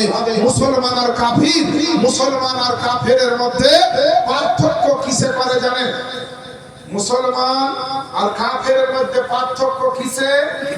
আল্লাহ রাসূল বলছেন পবিত্র নামাজে। মুসলমান আর কাফেরকে পার্থক্য করবে নামাজে। নামাজ যদি থাকে তাহলে মুসলমান আর কাফেরের মধ্যে পার্থক্য হলো, নামাজ আছে মানে মুসলমান, রোজা আছে মানে মুসলমান, নবীর আদর্শ আছে মানে মুসলমান, হারাম হালাল মেনে চলে মানে মুসলমান, আপনার দুনিয়ায় শরীয়ত কোরআন হাদিস মেনে চলে মানে মুসলমান। তার মধ্যে সবচেয়ে বড় ইবাদত হচ্ছে নামাজ। এই নামাজ পার্থক্য করে কাফের আর মুসলমানের মধ্যে। এই নামাজকে একরে ধরতে হবে। আমার গাউসে সামদানি মহিউদ্দিন আব্দুল কাদের জিলানী, ওই দুইজনের ঝামেলা চলছে। আর বলছেন বাবা তোমাদের কি নিয়ে ঝামেলা? একজন বলছে হুজুর আমার ঈসা নবীর সম্মান বেশি, ক্ষমতা বেশি, আর এ বলছে আমার আখেরি নবী হযরত মুহাম্মদুর রাসূলুল্লাহ সাল্লাল্লাহু তাআলা আলাইহি ওয়াসাল্লামের ক্ষমতা বেশি। বলে তাই নাকি? না তো হ্যাঁ। বলে কেমন করে? তো ঈসাই ধর্মের যে মানুষ সে বলছে তোমার নবী তো মুর্দাকে জিন্দা করতো না, কিন্তু আমার ঈসা পয়গম্বর মুর্দাকে জিন্দা করে দিত, মুর্দাকে আপনার জীবিত করে দিত, এবং মাটি দিয়ে পবিত্র পাখি তৈরি করে কুম্বে ইসমিল্লাহ বলতো তো জিন্দা হয়ে উড়ে চলে যেত। এই রকম ক্ষমতা আমার ঈসা নবীর ছিল। তাই আমার ঈসা নবীর মর্যাদা ক্ষমতা বেশি, আর তোমার নবীদের কম। তাই বলছে তোমার নবী কম, এই নিয়ে ঝামেলা। তো গাউসে পাক বলছে তোমাদেরকে যদি হাদিস কোরআন থেকে ফয়সালা দিই, তোমরা তো দুটোর মধ্যে কেউ বুঝতে পারবা না। কারণ হাদিস কোরআন বুঝতে গেলে যে জ্ঞান দরকার সে জ্ঞানটা তো সবারই ভিতরে থাকে না। আমার বাপজিরা ভাইরা, তোমরা তো বুঝতে পারবে না, তাহলে তোমাদেরকে থিওরিক্যাল নয়, তোমাদেরকে প্র্যাকটিক্যাল আমি ফয়সালা দিব একটা জায়গায় নিয়ে গিয়ে। চলো আমার সঙ্গে। কি করলেন? আমার গাউসে পাকের সঙ্গে দুইজন হাঁটতে লাগলেন। এবার চলেন এই ফাঁকে আমি বলি, সবার চাইতে আপনকে জানেন দয়ার নবী। সুবহানাল্লাহ বলেন। সুবহানাল্লাহ, সুবহানাল্লাহ। মা বাপ বিবি বাচ্চা আত্মীয় স্বজন সবার চাইতে আপন এবং সাহারা দুনিয়াতে কবরে হাসরে হবে আমার দয়ার নবী। এর জন্য তো বলা হয়েছে যে দয়ার নবী প্রেমের ছবি, তিনি তোমাদের সাহারা, তিনি তোমাদের সাহারা। পাছাড়া হরদম গৌসে আজম দিচ্ছেন মদের পাহারা, দিচ্ছেন মদের পাহারা। আর ভারত রাজা আজমির খাজা, ভারত রাজা আজমির খাজা, তিনি তোমাদের নেগাহবান। আমরা সুন্নি মুসলমান, আমরা সুন্নি মুসলমান। আমার সঙ্গে সঙ্গে পড়েন আমরা সুন্নি মুসলমান, আমরা সুন্নি মুসলমান। জোরে আমরা সুন্নি মুসলমান, আমরা সুন্নি মুসলমান। প্রয়োজন হলে নবীর প্রেমে, প্রয়োজন হলে নবীর প্রেমে দিব মোদের জান। আমরা সুন্নি মুসলমান, আমরা সুন্নি মুসলমান, আমরা সুন্নি মুসলমান, আমরা সুন্নি মুসলমান। বেরাদার ও আমার আব্বা জানেন, আম্মা জানেনা, আমার গাউসে আজম ওই দুইজন বিতর্কিত ব্যক্তিকে নিয়ে আমার গাউসে পাক কোনো মসজিদে গেলেন না, আমার গাউসে পাক কোনো খানকাতে গেলেন না, আমার গাউসে পাক কোনো হাদিস ও কোরআনের দলিল দেওয়ার জায়গাতে গেলেন না। আপনার নিয়ে যাবি তো যা একটা বহু পুরাতন কবরস্থানে। সুবহানাল্লাহ, সুবহানাল্লাহ। কোথায় নিয়ে গেলেন? একটা কবরস্থানে।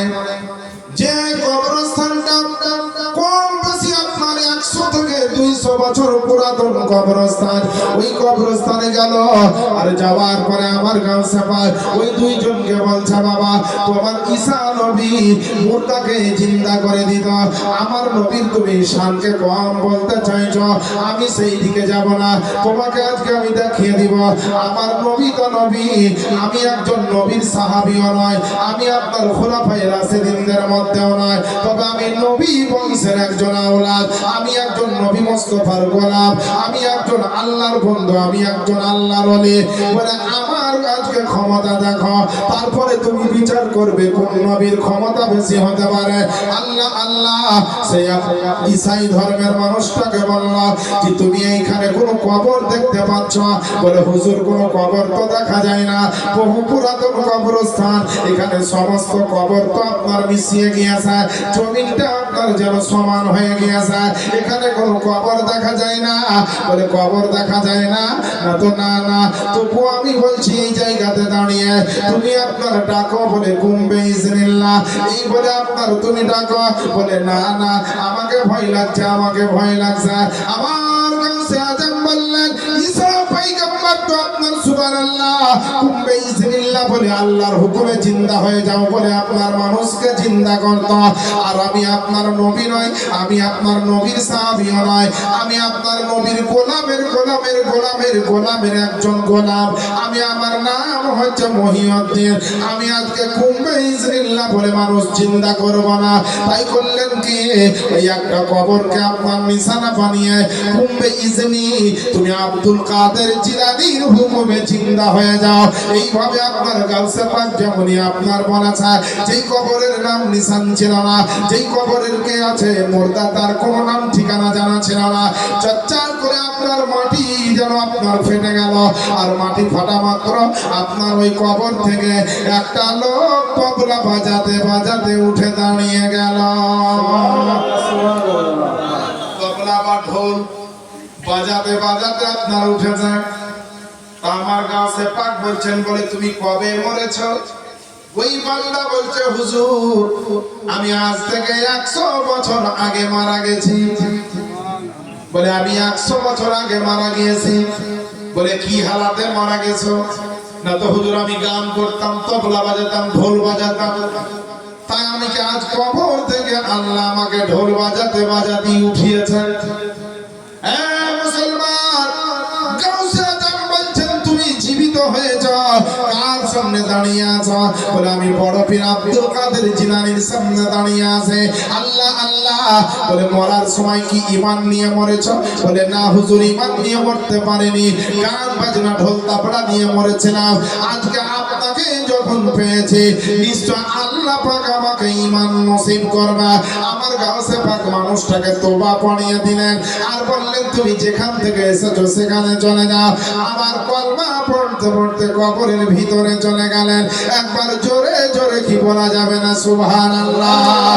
মুসলমান বাপজিরা ভাইরা, আমার মা বোনেরা গো, আমার গাউসে পাক বলছেন, ঈসাই ধর্মের মানুষকে আমি আপনার নবী নয়, আমি আপনার কোন রাসূল নয়, আমি নবীর কোন সাহাবী নয়, আমি নবীর কোন পাক পাঞ্জাতনের কেউ নয়, আমি হচ্ছি নবীর একজন আওলাদ, নবীর গোলামের গোলামের গোলামের গোলাম একজন, আল্লাহ পাকের একজন বান্দা।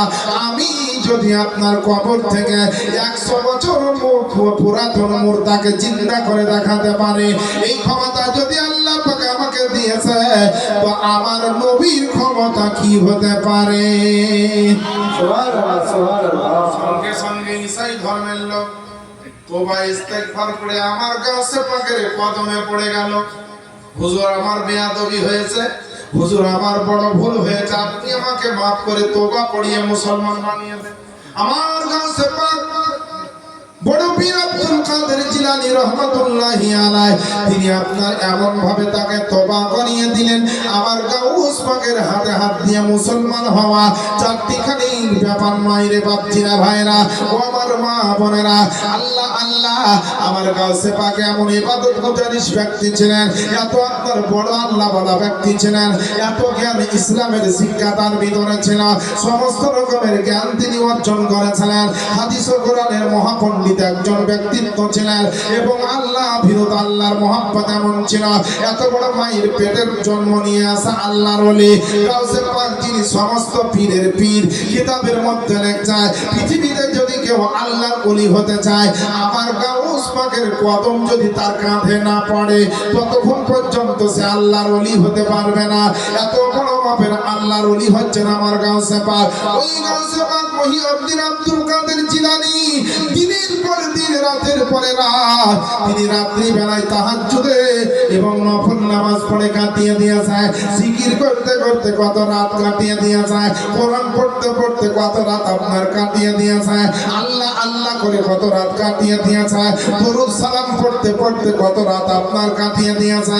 এত ইবাদত গুজারিশ ব্যক্তি ছিলেন আমার গাউসে পাক। তবু আপনার আল্লাহ বলা হওয়ার পরে তাহাজ্জুদ নিয়ে তার টেনশন ছিল, আল্লাহর জিকির নিয়ে তার টেনশন ছিল, জাহান্নাম নিয়ে তার টেনশন ছিল, আপনার আখিরাত নিয়ে তার চিন্তা ছিল। কিন্তু আফসোসের আফসোস রে মুসলমান বাপজিরা ভাইরা, এত বড় গাউসে পাকের মতো ওলি পাওয়ার পরে, খাজা পাকের মতো আল্লাহ বলা পাওয়ার পরে, বাড়িতে বাড়িতে কোরআন পাওয়ার পরে, পাড়াতে পাড়াতে মসজিদ পাওয়ার পরে, গ্রামে গ্রামে বড় বড় মৌলভী আলেম পাওয়ার পরে, আজ পর্যন্ত মুসলমান শুধরাতে পারল না, আজ পর্যন্ত মুসলমান মুমিন হতে পারল না, আজ পর্যন্ত মুসলমান খাঁটি নবীর উম্মত হতে পারল না। একদিকে মাথায় রাখবেন বেরাদার, আমার আব্বা জানেরা বাপজিরা ভাইরা, মুসলমান যদি শরীয়ত মোতাবেক না চলে, তাহলে আপনার ভিতরে ঈমান থাকবে না। কারণ ঈমান রাখতে গেলে নিজের দিলে বেশি বেশি আমার নবীর মহব্বত রাখা যায়। নবীর মহব্বত যার যত বেশি হবে, তার ঈমান তত আপনার মজবুত হবে। জোরে বলে দেন সুবহানাল্লাহ।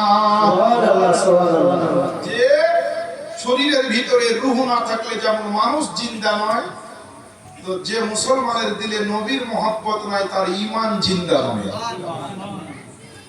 বুঝতে পারলেন? ঈমান যদি জিন্দা রাখতে হয়, ঈমান যদি রিচার্জ রাখতে হয়, তাহলে পরে নবীর মহব্বত থাকে। যেমন শরীর থেকে রূহকে যদি আল্লাহ বের করে নাই, তবে যে লোকটা মরে গেছে, রূহ নাই মানে মরে গেল। রূহ বের করে নাই তখনই তো মুর্তা। তো শরীর যেমন বাঁচিয়ে রাখার জন্য রূহের প্রয়োজন, তো ঈমানকে বাঁচিয়ে রাখার জন্য মুস্তাফার মহব্বতের প্রয়োজন। সুবহানাল্লাহ, সুবহানাল্লাহ। আল্লাহর রহমতের কোনো কমতি আছে? আল্লাহর বরকতের কোনো কমতি আছে? কিন্তু আজ আল্লাহর রহমত, আল্লাহর বরকত থেকে আমরা বঞ্চিত, পাচ্ছি না। আল্লাহ দিচ্ছেন না। আল্লাহর রহমত বরকত কি কমে গেছে? জি না, কমেনি, ফুরাইনি, শেষ হয়নি, যেমন ছিল তেমনই আছে। আলিশান কারবার, ইলাহি কারখানা আমার আল্লাহ। আল্লাহর কারখানা শেষ হবে না মাল, আল্লাহর গোডাউনে মাল শেষ হবে না। কিন্তু তবুও পাচ্ছি না কেন? কেন পাচ্ছি না? আল্লাহর রহমত, আল্লাহর দয়া, আল্লাহর বরকত, রুজি রোজগারে কুসদ্গি কেন পাচ্ছি না বলবো? শোনেন, আপনারা প্রত্যেকে মোবাইল ব্যবহার করেন। মোবাইল ব্যবহার করে না এরকম লোক 100তে 2-1টা মনে হয় পাওয়া যাবে, 500তে 1-1টা হতে পারে। তো মোবাইল আমরা ব্যবহার করি, প্রত্যেক মাসে মাসে রিচার্জ মারতে হয়। মারতে হয় না? হয় না? হয় প্রত্যেক মাসে বা 3 মাস অন্তর বা 6 মাস অন্তর। কেউ হয়তো 1 বছরের রিচার্জ একবারই মেরে নেয়, কিন্তু মাস হিসাবে রিচার্জ সবকে মারতে হয়। আচ্ছা, যদি আপনার রিচার্জ ঠিক থাকে তো আপনি ঘরে বসে চালাবেন, তাও নেট চলবে।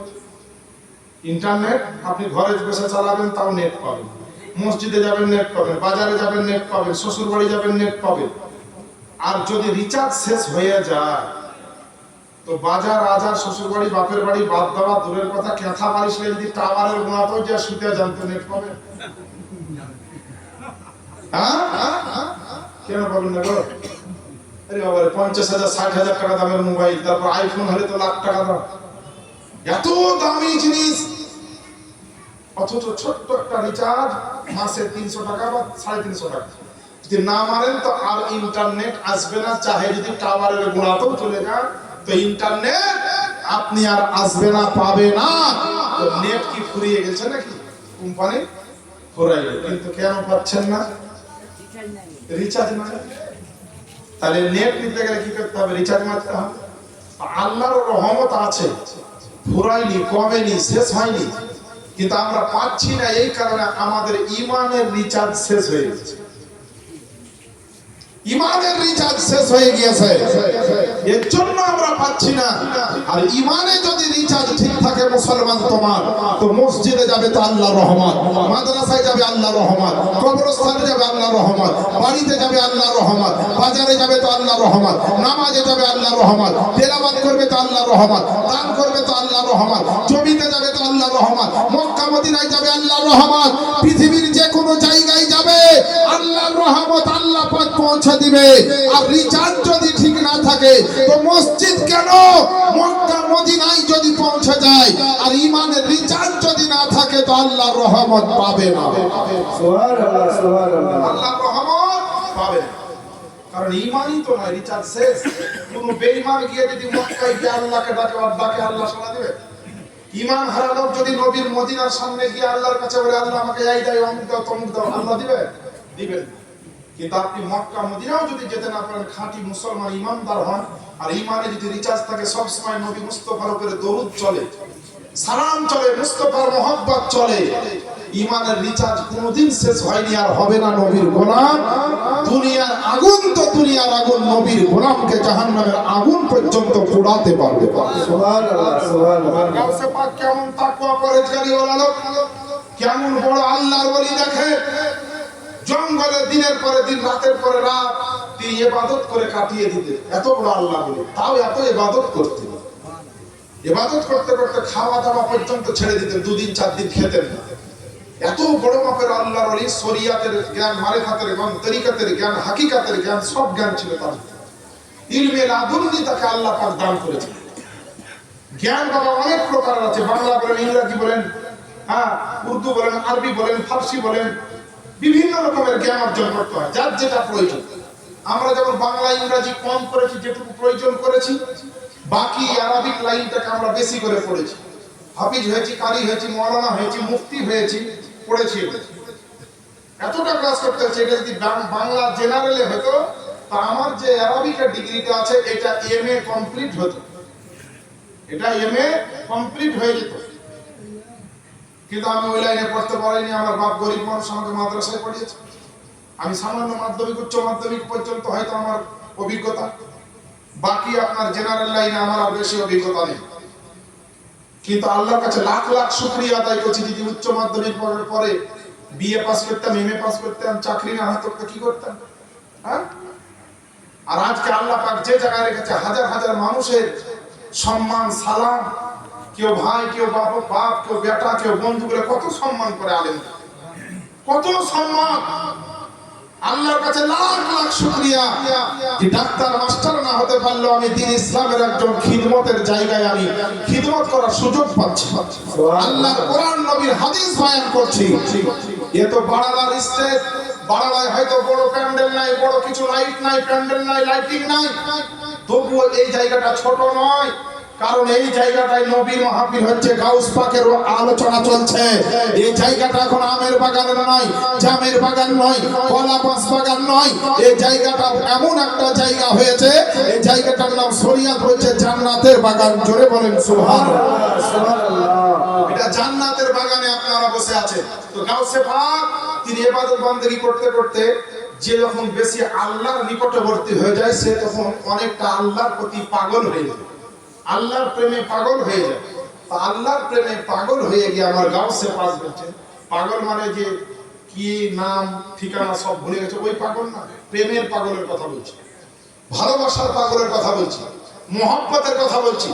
তো গাউসে পাক আল্লাহর প্রেমে এমন আসক্ত, মুগ্ধ হলেন যে বললেন যে আল্লাহ সবকিছুর মালিক, রুজির মালিক, হায়াতের মালিক, খাবারের মালিক, জীবনের মালিক, সবকিছুর মালিক আল্লাহ। তো আমি গাউসে পাক, আমি আব্দুল কাদের এই জঙ্গলে ইবাদত করেই যাব, যতদিন ইচ্ছা ততদিন করব। আমাকে যদি আল্লাহ এসে খাইয়ে দেন তবে খাবো, না হলে খাবো না।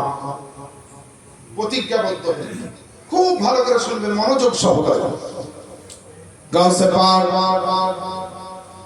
মহিউদ্দিন আব্দুল কাদের জিলানী রাহমাতুল্লাহ আলাইহি তিনি এইভাবে আপনার প্রতিজ্ঞাবদ্ধ হলেন যে আল্লাহর ইবাদত করি, তাহাজ্জুদ পড়ি, নামাজ পড়ি, কোরআন পড়ি, জিকির আজকার করি, সবকিছু আল্লাহর জন্য করি। মহান আল্লাহ পাককে আমি এত মহব্বত করি, রাতের ঘুমকে আমি হারাম করে দিয়েছে, দিনের আরামকে আমি বাদ দিয়ে দিয়েছে, আমার বিবি বাচ্চাকে ত্যাগ করে আল্লাহ আল্লাহ, আমি জঙ্গলে জঙ্গলে এসে আল্লাহ আল্লাহ করে আজকে আমি আল্লাহর জন্য এত আসক্ত হয়েছে। আমার আল্লাহ পাক আমাকে কেমন মহব্বত করে, আমার আল্লাহ পাক আমাকে কেমন ভালোবাসেন, আমার আল্লাহ পাক আমার উপরে কেমন নজর রাখেন।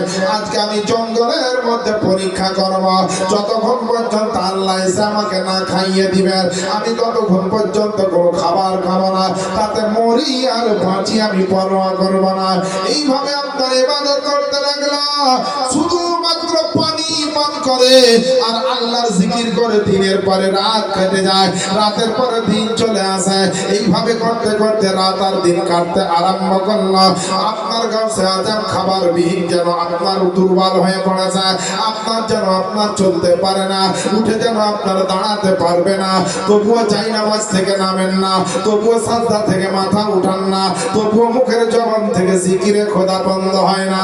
এইভাবে করতে করতে কিতাবের মধ্যে লেখছে 15 দিন কিংবা 17 দিন কেটে গিয়েছে।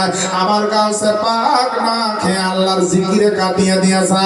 এ মুসলমান বাপজিরা ভাইরা, 15 থেকে 17 দিন কাটার পরে আল্লাহ পাক একজন আল্লাহওয়ালাকে খবর দিল, ও আমার বন্ধু শোনো রে শোনো, বলে বাগদাদের এক জঙ্গলে চলে যাও, ওই জঙ্গলে আমার একজন মেহবুব বান্দা, আমার একজন প্রিয় বান্দা, আমার একজন বন্ধু, সে আপনার প্রতিজ্ঞাবদ্ধ করেছে যে আল্লাহ পাক না খাইয়ে দিলে সে খাবে না।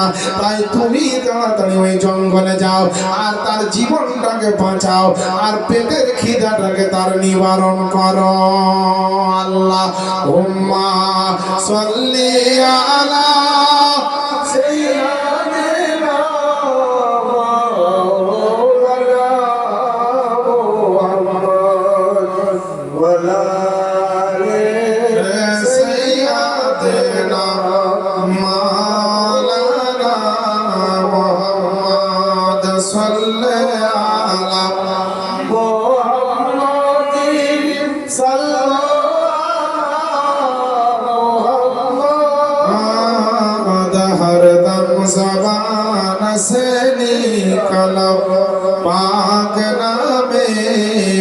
मोहम्मद हरदम ज़बान शफी आना मोहम्मद सल्लल्लाहु अलैहि वसल्लम। ए मुसलमान बापजीরা ভাইরা আমার মা বোনেরা, আল্লাহ পাকের ওলি যাকে আল্লাহ পাক পাঠাচ্ছেন আমার গাউসে পাককে খাওয়াবার জন্য, যাকে আপনারা পাঠাচ্ছেন আল্লাহ পাক ওই গাউসে পাকের আপনার সেবা যত্নের জন্য, তিনিও কিন্তু যেমন তেমন আল্লাহর ওলি নয়, তিনি হচ্ছেন বিখ্যাত একজন আল্লাহর ওলি। তার নামটা আপনাকে একটু পরে আপনার বলে দেওয়া হচ্ছে ইনশাআল্লাহ নাজির। আল্লাহ পাকের ওলি এসে আপনার জঙ্গলে এসে পৌঁছে গেলেন, আর পৌঁছার পরে বলছে বেটা আব্দুল কাদের, বলে লাপাই কে আপনি? বলে আমি একজন ফকির, আমি একজন দরবেশ তোমার দরবারে এসেছি। বলে তুমি এখানে কতদিন এইভাবে আল্লাহর জিকির করবে, কতদিন তুমি অনাহারে এইভাবে আল্লাহকে ডাকবে? তুমি কি জানো না শরীয়তের হুকুম বিনা কারণে নিজের নাফসকে নিজের শরীরকে কষ্ট দেওয়া সঠিক নয়। আমার গাউসে পাক আপনার কানতে আরম্ভ করে দিয়েছে, গাউসে পাকের চোখ দিয়ে পানি ঝরতে আরম্ভ করে দিয়েছে। রব্বুল আলামিন আজকে বাগদাদ শহরের কেউ জানে না আমি না খেয়ে আছি না খেয়ে আছি। আমি বাগদাদ শহরের কোন মানুষকে এখন পর্যন্ত জানাইনি, কেউ আমার খবর জানে না, আমার আত্মীয় স্বজন পর্যন্ত এই খবর জানে না যে আমি কতদিন থেকে না খেয়ে আল্লাহর ইবাদত করতেছে। কিন্তু এই দরবেশ বাবা কেমন করে আপনার খবর পেল? নিশ্চয় এর সাথে আল্লাহর কোন যোগাযোগ আছে, নিশ্চয় এর সঙ্গে আল্লাহর কোন কানেকশন আছে। বলতে আছে ওই আল্লাহর ফকির আল্লাহর দরবেশ যোগো আমার আব্দুল কাদের জিলানী, বলে তুমি আর অনাহারে থাকিও না, তোমার খাবারের ব্যবস্থা আমি আমার বাড়িতে করেছি। সুবহানাল্লাহ সুবহানাল্লাহ। হুজুর দয়া করে, হুজুর দয়া করে জোড়হাত করে বলছে আমার প্রতিজ্ঞাটা ভঙ্গ করাবেন না। আমার প্রতিজ্ঞা আছে যে আল্লাহ না খাওয়ালে আমি খাবো না। আল্লাহ কি লাগবে না আমি শুনবো না, তাই নাকি না? তো হ্যাঁ বলছে এটা প্রতিজ্ঞা তো তোমার ঠিক না ভুল ভেবেছো? বলে হুজুর ভুল ঠিক যা হবে, আমি আল্লাহর প্রেমে করেছি প্রতিজ্ঞা। গাউসে পাককে বলছেন বেটা আল্লাহ পাকের কোন আপনার আকার ধারণ করে কোন জায়গায় আল্লাহ পাক আসবেন না, কারণ আল্লাহর আকার নেই। আল্লাহ হচ্ছেন নিরাকার, নির্বিকার, নিরঞ্জন, ওয়াহদাহু লা শারীক। আল্লাহ হচ্ছেন আপনার সব দিক থেকে পাক আর পবিত্র, আকার জামিন জামান থেকে। ওই আল্লাহ পাক তোমার কাছে কেমন করে আসবে? আমি যে দাঁড়িয়ে আছি আমার কি পরিচয়টা তুমি জানো? বলে না। আল্লাহ পাকের যারা বন্ধু হয়ে যায়, আল্লাহ পাকের যারা ওলি হয়ে যায়, ওই আল্লাহ ওয়ালার হাত আমার আল্লাহর হাত হয়ে যায়। জোরে বলেন সুবহানাল্লাহ। ওই আল্লাহ ওয়ালার জবানটা আল্লাহর জবান হয়ে যায়, ওই আল্লাহ ওয়ালার সারা আপনার চলাফেরা বলা সমস্তটা আল্লাহর হয়ে যায়। এ বন্ধু আব্দুল কাদের জিলানী খবরদার খবরদার, প্রতিজ্ঞা করে এরকম তুমি করিও না। আমার গাউসে পাকের হাতটা ধরে ওই দরবেশ আপনার তাকে টেনে হেঁচড়ে আপনার দাঁড় করালো। বলছে আমার প্রতিজ্ঞা ভঙ্গ করবেন না। বলে তোমার প্রতিজ্ঞা ভঙ্গ করব না, তোমার প্রতিজ্ঞাও পূর্ণ হয়ে যাবে, আর আমার বাড়ির খাবার খেলে তোমার পেটও পূর্ণ হয়ে যাবে। এই বলে টানতে টানতে ওই জঙ্গল থেকে পাড়ার দিকে, পাড়াতে গিয়ে তার বাড়ির দিকে নিয়ে গেল। সুন্দর করে দস্তরখানা বিছিয়ে দিয়ে তাকে আপনার খাবার পরিবেশন করলো। বলে বেটা একটু খেয়ে নাও। বলে না না, আমার প্রতিজ্ঞা হচ্ছে আল্লাহ পাক যতক্ষণ পর্যন্ত আমাকে নিজের হাতে করে না খাওয়াবেন আমি মরে যেতে শিকার আছে, কিন্তু আমার প্রতিজ্ঞা পূর্ণ করতে আমি ভঙ্গ করতে আমি শিকার নয়।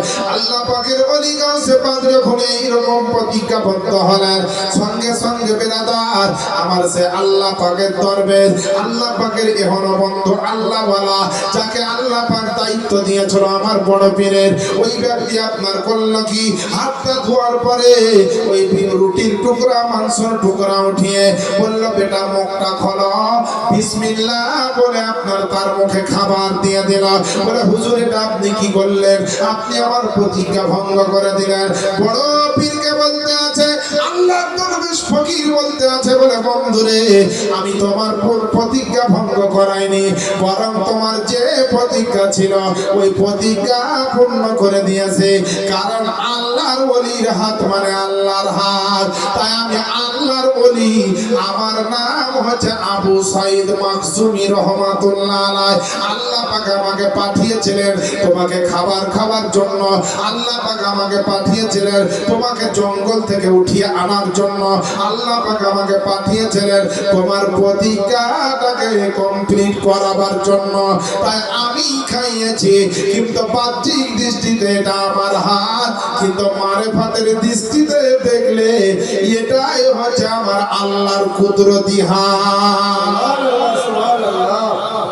গাউসে পাক আপনার খাবার পেট ভরে খেলেন, পা ধরে পড়ে গিয়ে বলছেন হুজুর আমি আপনার মতো মানুষ জীবনে কোনোদিন দেখিনি গো হুজুর। আপনি আমার জীবনও বাঁচালেন, প্রতিজ্ঞাও বাঁচালেন, পেটও ভরে গেল। হুজুর আপনি আমাকে মুরিদ করলেন, বড় পীরেরও পীর লাগে। আর এখনকার কিছু আবর্জনা মুসলমান উঠেছে, এদের পীর লাগে না। বড় পীরেরও পীর লেগেছে লাগে। আর আমাদের মতো কিছু মুসলমান আছে বেরাদার, ওই ভুঁইফোড় বক্তাদের কথা, ওই কি বলা হয়েছে ভাইরাস মার্কা বক্তা ইউটিউবে ফেসবুকে শুনছে যে হচ্ছে পীর মানা যাবে না, দরুদ পড়া যাবে না, জাসনে ঈদে মিলাদুন নবী করা যাবে না, নবীর জন্মদিন পালন করা যাবে না, ওই কত রকম কি যে করা যাবে না। বলছে নামাজের পরে দোয়া করা যাবে না, জানাজার পরে দোয়া করা যাবে না, কোরআন খালি মিলাদ করা যাবে না, গাউস পাকের কারামাতকে মানা যাবে না, হাদিস কোরআনে যেটা আছে সেটা মানা যাবে, হাদিস কোরআনের বাইরে মানা যাবে না। তো যত রকমের লামাঝাবি, দেওবন্দি, ফারাজি, তারপরে সিয়া, খারেজি, রাফেজি, চাকরা রবি, হাত ফাড়া, পা ফাড়া, মাছি ডাকা, মশা ডাকা, যত রকম দল আছে সবকে আমি চ্যালেঞ্জ দিয়ে বলছি যে হাদিস কোরআনে যা আছে তার বাইরে করা যাবে না। ওরা বলছে তো প্রত্যেকে তো মোবাইল ব্যবহার করছে, তো হাদিস আর কোরআনে মোবাইলের কথা কত আছে দেখিয়ে দিতে পারে তো আমরা 7 লাখ টাকা দামের গাড়িটা আমি দিয়ে দেবো আজকে। যে কোরআন শরীফের কোন আয়াতে বলা হয়েছে যে ওপ্পো মোবাইল আসবে, ভিভো মোবাইল আসবে, স্যামসাং মোবাইল আসবে, আইফোন মোবাইল আসবে, বলা হয়েছে মোবাইলের কথা খালি। কম্পিউটারের কথা বলুক, বাসের কথা বলুক, যানবাহনের কথা, অন্য কিছু থাকতে পারে, কিন্তু ট্রেন বাস গুলো নাই। অন্য কিছু যানবাহন আছে কিন্তু ট্রেন বাস নাই। তাহলে ট্রেন বাস নাই, জাহাজ নাই, হেলিকপ্টার নাই, 4 চাকা নাই, মোটর সাইকেল নাই। কোরআনে দেখলে তো আম মানুষ সবাই ব্যবহার করছে। তাহলে ব্যবহার করা এগুলো কি হারাম? জি না মুসলমান, এগুলো ব্যবহার উপকারের জন্য করছেন, এগুলো ব্যবহার করা জায়েজ। মোবাইল ব্যবহার করা জায়েজ। তাহলে মোবাইলের কথা কোরআনে নাই, হাদিসে নাই, তাও জায়েজ। আচ্ছা আর একটা কথা বলি, লামাজাবিরও মসজিদ আছে, আমাদেরও মসজিদ আছে। আমাদেরও জুম্মার দিনে 2 বার আজান হয়, আর ওদেরও মসজিদে 2 বার আজান হয়, একবার মায়েকের, একবার খুতবার সময়। তো নবীর যুগে, আবু বকর সিদ্দিকের যুগে, উমারে ফারুকের যুগে জুম্মার আজান ছিল মাত্র একটা। কথা বুঝতে পেরেছেন? আবু বকর সিদ্দিকের যুগে, উমর ফারুকের যুগে এবং নবীর যুগে জুম্মার আজান ছিল মাত্র একটা। 2টি আজান কখন থেকে হলো? 2টো আজান হযরতে উসমান গনির রাজত্বে হলো, তার খেলাফতের সময়তে হলো। এবার কোন আজানটা নবীর যুগে ছিল আর কোন আজানটা এক্সট্রা বাড়লো এরা তাই জানে। কিন্তু দেখ আপনাদের সুন্নি মুসলমানকে জানিয়ে দিই সেটা কোন আজান, যেটা আমরা নামাজ শুরু হওয়ার আগে মাইকে যে আজানটা দিচ্ছি, এই আজানটা এক্সট্রা চালু হয়েছে উসমান গনির যুগে। নবীর যুগে শুধু খুতবার আজানটা ছিল, আজান হয়ে যেত, নবী আমার খুতবা দিত। তো ওই সময়তে মক্কা মদিনায় আরব কান্ট্রিতে মাইক ছিল না। উসমান গনির যুগে দেখছেন অনেক মানুষ নামাজ ফেল হয়ে যাচ্ছে, মসজিদে সঠিকভাবে আসতে পারছে না। তাই উসমান গনি চালু করলেন যে নামাজ হওয়ার কিছুক্ষণ আগে একটা আজান দেওয়া হবে, বাজারের কোন উঁচু জায়গাতে উঠে। তার জামানায় হয়েছিল। তো নবী যেটা করেননি, আবু বকর উমর যেটা করেনি, সেটা করা যদি বেদাত হয়, সেটা করা যদি হারাম হয়, সেটা করা যদি নাজায়েজ হয় তোমাদের কাছে, তো তোমরা জুম্মার দিনে দুটো আজান কোন লজ্জাতে দিচ্ছ বলো? তোমাদের দুটো আজান দেওয়া তোমাদের জায়েজ নয়। নবীর যুগে আবু বকরের যুগে কোনোদিন তারাবির নামাজ জামাত সহকারে হয়নি কোনো মসজিদে। এ দেখেন একজন আলেমে দ্বীন, যোগ্য আলেমে দ্বীন বসে আছেন আপনাদের ইমাম সাহেব, ইনাকে চিনি আমি, ইনার কথাই বলছি। তারপরে আপনাদের হাজী সাহেব শুনলাম প্রাক্তন টিচার, মানে এক্স টিচার, মানে পুরাতন শিক্ষক, তিনি স্কুলে, তিনি একজন শিক্ষিত মানুষ। উনিও বইপত্র যদি একটু খোঁজাখুঁজি করেন বা আপনারাও যারা শিক্ষিত খোঁজাখুঁজি করেন মশলাটা পাবেন আপনারা। ভুলে দিয়ে পালিয়ে যাওয়া লোক কিন্তু আমি নয়। হ্যাঁ, তো নবীর যুগে আবু বকরের যুগে কোনদিন তারাবির নামাজ জামাত সহকারে ইমাম সহকারে হয়নি। তারাবির নামাজ জামাত সহকারে হলো হযরতে উমরে ফারুকের নেতৃত্ব যখন চালু হলো, মানে খেলাফত চালু হলো, তখন থেকে শুরু হলো। তো হযরতে উমরে ফারুককে অন্যান্য সাহাবীগণ বললেন যে নবী তো এইভাবে জামাত করেননি, আবু বকর সিদ্দিক তো বাদশা হওয়ার পরে এইভাবে জামাত করেননি, তো আপনি যেটা করছেন হুজুর, তো এটা তো বেদাত। তো উসমান গনি বললেন যে উমরে ফারুক বললেন যে হ্যাঁ এটা বেদাত, কিন্তু এই বেদাতটা হচ্ছে ভালো বেদাত। সুবহানাল্লাহ, সুবহানাল্লাহ। এই বেদাতটা ভালো বেদাত। যারা বেদাত বেদাত করে চিৎকার মারে, আদা জল খেয়ে যারা বেদাত বেদাত বলে মানুষের ঈমান চুরি করে, বেদাত হারাম নাজায়েজের ফতোয়া লাগিয়ে যারা মুসলমানের মধ্যে বিভ্রান্তি সৃষ্টি করে, তারা বেদাত কাকে বলে, বেদাত কয় প্রকারে, বেদাত কি কি, এই জ্ঞান তাদের নেই। কিন্তু আমরা মাদ্রাসায় ধরেন পড়াই, কিতাবপত্র পড়াতে হয়, দার্সে নিজামিয়াতে দার্স দিতে হয়, ছেলেদেরকে আলেম মাওলানা তৈরি করতে হয়। এর জন্য আমাদের জানা আছে, মুখস্থ আছে। সাধারণ মানুষের জন্য বুঝাবার জন্য বলছি, বেদাত হচ্ছে তিন প্রকারের। বেদাত হলো তিন প্রকারের। এক নম্বর হচ্ছে বেদাতে হাসানা, দ্বিতীয় নম্বর হচ্ছে বেদাতে সাইয়া, আর তিন নাম্বার হচ্ছে বেদাতে মুবাহ। বুঝতে পারলেন? বেদাতে হাসানা মানে ভালো বেদাত, করলে নেকি হবে, বুঝতে পারলেন? আর বেদাতে সাইয়া মানে খারাপ বেদাত, করলে গুনাহ হবে। তাহলে যেটা বেদাতে সাইয়া সেটা করা যাবে না, আর যেটা বেদাতে হাসানা ওটা বেশি বেশি করতে হবে, কারণ নেকির ব্যাপার আছে। মানুষ রোজগার করার জন্য তো ওভার ডিউটিও করে, যে আমার টাকা যেন আরো বাড়ে, অর্থ যেন আরো বাড়ে, আমি যেন ভালো খাই, ভালো থাকতে পারি। তাহলে যেমন দুনিয়াতে ভালো থাকার জন্য ওভার ডিউটি করে, তো বেদাতে হাসানা যেইগুলা, সেইগুলা মুসলমানকে বেশি করে করা উচিত, যেন আমল নামাতে বেশি নেকি জমা হয়। সুবহানাল্লাহ, সুবহানাল্লাহ। আর বেদাতে মুবাহ, যেটা করলেও নেকি নাই, না করলেও কোনো নেকি নাই, গুনাহ না। যেমন আপনাকে একটা উদাহরণ দিয়ে দিই, বেদাতে মুবাহ কোনটা? বিরিয়ানি খাওয়া। বিরিয়ানি খাওয়া বেদাতে মুবাহ। আপনি খেলে বিরিয়ানি খেলেন বলে যে আপনার নেকি হবে, রোজ ভাত খান আর একদিন বিরিয়ানি করে খাবেন, তাহলে ভাত ছেড়ে বিরিয়ানি খেলে যে নেকি হবে তা হবে না। আর বিরিয়ানি যদি আপনি না করেন তো আপনার গুনাহ হবে। কেউ যদি বিরিয়ানি না করে খায় তো গুনাহ হবে নাকি? না, বাংলাদেশের আব্দুল রাজ্জাক বিন ইউসুফের চোখ মুটার মতন বলবে কি বড় লোক যদি বড় মাছ কিনে না খায় তো জাহান্নামে যাবে, আর গরিব যদি বড় মাছ খায় তো ও জাহান্নামে যাবে। বড় লোক হলে পরে বড় মাছই খেতে হবে, ছোট মাছ খাওয়া যাবে না। নাহলে বড় মাছটা কিনবে কে? যে বেচছে বড় মাছ, তার মাছটা বড় লোক হলে খেতেই হবে, আগে খেতেই হবে, নাহলে জাহান্নামে যাবে। আর গরিব যার টাকা পয়সা নাই, সে যদি আবার আটম্বরি করে গিয়ে আপনার কি বলা হয়েছে ওই বড় মাছ কিনে, তো ও জাহান্নামে যাবে। আর পুঁজি নাই, ও জানের সঙ্গে জুলুম করেছে, তাহলে জাহান্নামে যাবে। একে বাংলাদেশের যত খাপা কুকুর আছে সবাই একবার করে কামড় দিয়েছে। আব্দুল রাজ্জাক বিন ইউসুফের মাথা ঠিক নাই, কদিন আগে বলছে যে বেতের নামাজ রোজ রোজ পড়ার দরকার নাই, মাঝে মধ্যে পড়লেই হবে। ভিডিওটা শুনেছেন কেউ আপনারা? আপনাদের ইমাম সাহেব মনে শুনেছেন, না হলে আপনারা ইউটিউবে সার্চ করবেন। আচ্ছা, আমার মাস্টার মশাই প্রশ্ন রেখেছেন মোবাইল সম্পর্কে, কি মোবাইলের ব্যবহার সম্পর্কে একটু বলবেন, কি উপকারিতা আর কি ক্ষতি আছে।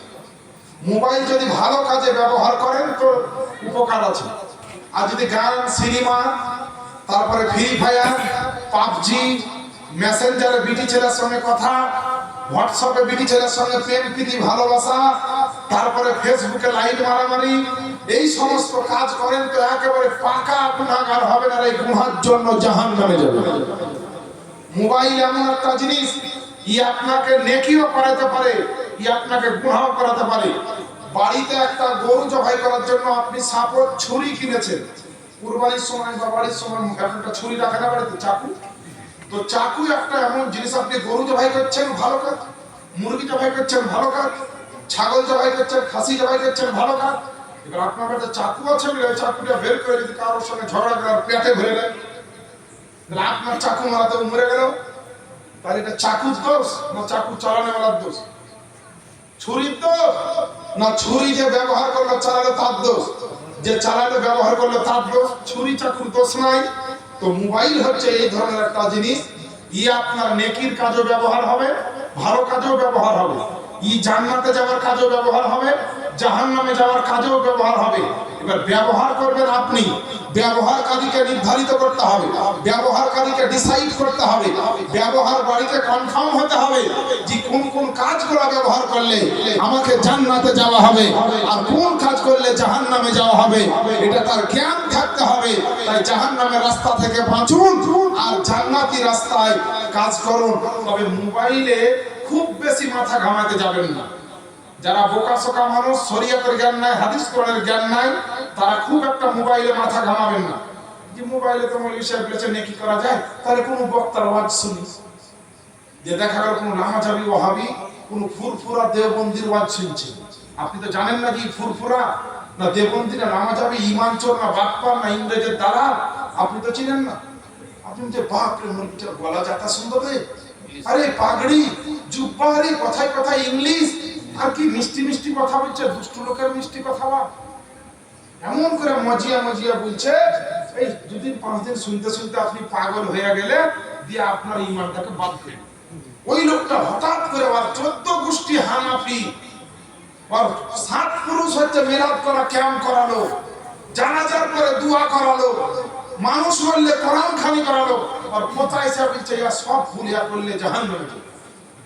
বিরাট বড় মুরদ মরেছে আর স্ত্রী, আমি দাদু 4 দিন পার হয়ে গেল, 7 দিন পার হয়ে গেল, তারপরে 1 মাস 1.5 মাস পার হয়ে গেল, দাদি 40 করে গেল। তো আমাকে বলছে আর বলিস না রে ভাই, আমার দাদু আর বলিস না রে ভাই। তো দাদি যখন মরে তো আমাকে একটা ওসিয়ত করে গেছে। কি ওসিয়ত? তো যা দান করবে করিও, কিন্তু আমি মরলে আমার লেগে 40 চাহারণ করিও না। আমি দাদু দাদি তো এক বোকা ছিল, তুমি তার থেকে ডবল। ও তো একটা ভুল ওসিয়ত করেছে। কেউ যদি এখন বলে যে আমি মরবো, তো মরার 40 দিন পূর্বে তখন ঢোল বাজায়, এরকম ওসিয়ত মানা যাবে? আমার যদি বেটা ছেলে হয় তা আমি পাথর চাপড়িতে ব্যাংক পার্টির বাজনা বাজাতে বাজাতে যাবো, এরকম মানত করে আমি। আমার বেটা যদি বড় হয়ে মানুষ হয় তো আমার বেটার বিহা দিব, তো ব্যাংক পার্টির বাজনা নিয়ে নিব, মা বোনেরা এরকম মানত করে। এই রকমের মানত করা শরীয়তে না যাইল হারাম। এই রকমের মানত করা শরীয়তে না যাইল হারাম লেখা আছে। মানত করা এইরকম, আল্লাহ আমার কাছে একটা নেক্সট সন্তান দাও, তো আল্লাহ তোমার নামে একটা রোজা রাখবে। আল্লাহ যদি তুমি আমাকে ভালো একটা সন্তান দাও, তো 5টা তালবিলিমকে ডেকে আমার বাড়িতে এক বেলা খাওয়াবো, 2টা ফকিরকে খাওয়াবো, যে গরিব তাকে 500 টাকা দান করব। এগুলা হচ্ছে মানত। মানতের মধ্যে 2টো ভাগ আছে, একটা হচ্ছে মিন্নাতে উরফি, একটা হচ্ছে মিন্নাতে শারঈ। মিন্নাতে শারঈ যেটা বলা হয় সেটা একমাত্র আল্লাহর জন্য মানত করা, আল্লাহর নাম, আল্লাহর নামে রোজা রাখবো, আল্লাহর নামে নামাজ পড়বো, আল্লাহর নামে এতবার তাসবিহ পড়বো, এগুলা হচ্ছে মিন্নাতে শারঈ। এগুলা যেভাবে মানত করবে সেভাবেই পূরণ করতে হবে, একটুকু এদিক ওদিক করা যাবে না।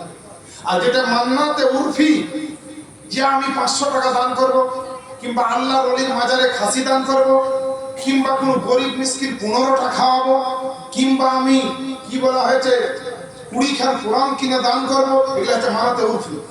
এবার মানত করার সময় করলেন, কিন্তু যখন মানতটা পূরণ করবেন দেখা গেল আপনি আর পাচ্ছেন না যতটা মেনেছে।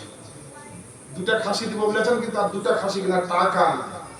তাহলে মানত পূরণ করবেন কি করে? শরীয়তের হুকুম হচ্ছে ওই গরিবী হালাতের অবস্থায় যদি একটা খাসি দিয়ে দেয় তো আর মানত পূরণ হয়ে যাবে। 15টা লোককে খাওয়াবো ভেবেছিলাম মানতে, আমি পাচ্ছি না, 5টা লোককে খাইয়ে দিলাম, ও ওটাতেই পূরণ হয়ে যাবে। এ হচ্ছে মশলা। মোবাইলের মশলাটা শুনলেন। আজ মা আর বাপের সেবা ছেলে মেয়ের কাছ থেকে পাচ্ছে না। এর জন্য কারণ কি? এর জন্য কারণ হচ্ছে হাদিস কোরআনের শিক্ষা ছেলে মেয়েদের ভিতরে নেই। এর জন্য দায়ী কিন্তু শুধু ছেলেরাই নয়, এর জন্য মা বাপও দায়ী। প্রথম থেকেই স্বপ্ন দেখে মা বাপ, ছেলেকে মাস্টার করব, ডাক্তার করব, ইঞ্জিনিয়ার করব, বৈজ্ঞানিক করব, পুলিশ করব, অফিসার করব। কিন্তু কজন মা বাপ ছেলের জন্মের পরে স্বপ্ন দেখে যে বড় মুক্তি করব, হাফেজে কোরআন করব, আলেমে দ্বীন করব। আরে মৌলবীর সঙ্গে তো আজকাল যেসে ঘরের লোকের বিটি বিহাই দেয় না গো, যে মৌলবীর সঙ্গে বিয়া দিস না খাওয়া দাওয়ার মধ্যে। তারপর বোরখা পড়তে হবে, আলতা ফিতা, ফুট পলিশ, নেল পলিশ, গাল পলিশ কিছু পাবি না। কুচিয়া শাড়ি পরে, হিলতে বা জুতা পরে মেলা ফেলা ঠেলা খাতে যেতে পাবি না। যারা মডেলিং মেয়া তারা মৌলবীকে বিয়ে করতে চায় না। একবার পরিষ্কার কথা বলছি। আবার কিছু মেয়ে ছেলে আছে বলছে যে মৌলবীর সঙ্গে বিয়ে দেওয়া ব্যক্তি বিটি সুখ শান্তি পাবে না রে। ওর ভালো কাপড় জামা কাপড় কিছু দিতে হবে না, ভালো কিছু দিতে হবে না। ওর ইনকাম ক টাকা, 5,000 6,000 বেতন, ওই পরে দিয়ে খেয়ে বেড়ায় মরবি। আরে ও গরিব দিকে এবার ওটা রেকর্ডিং করে রাখ।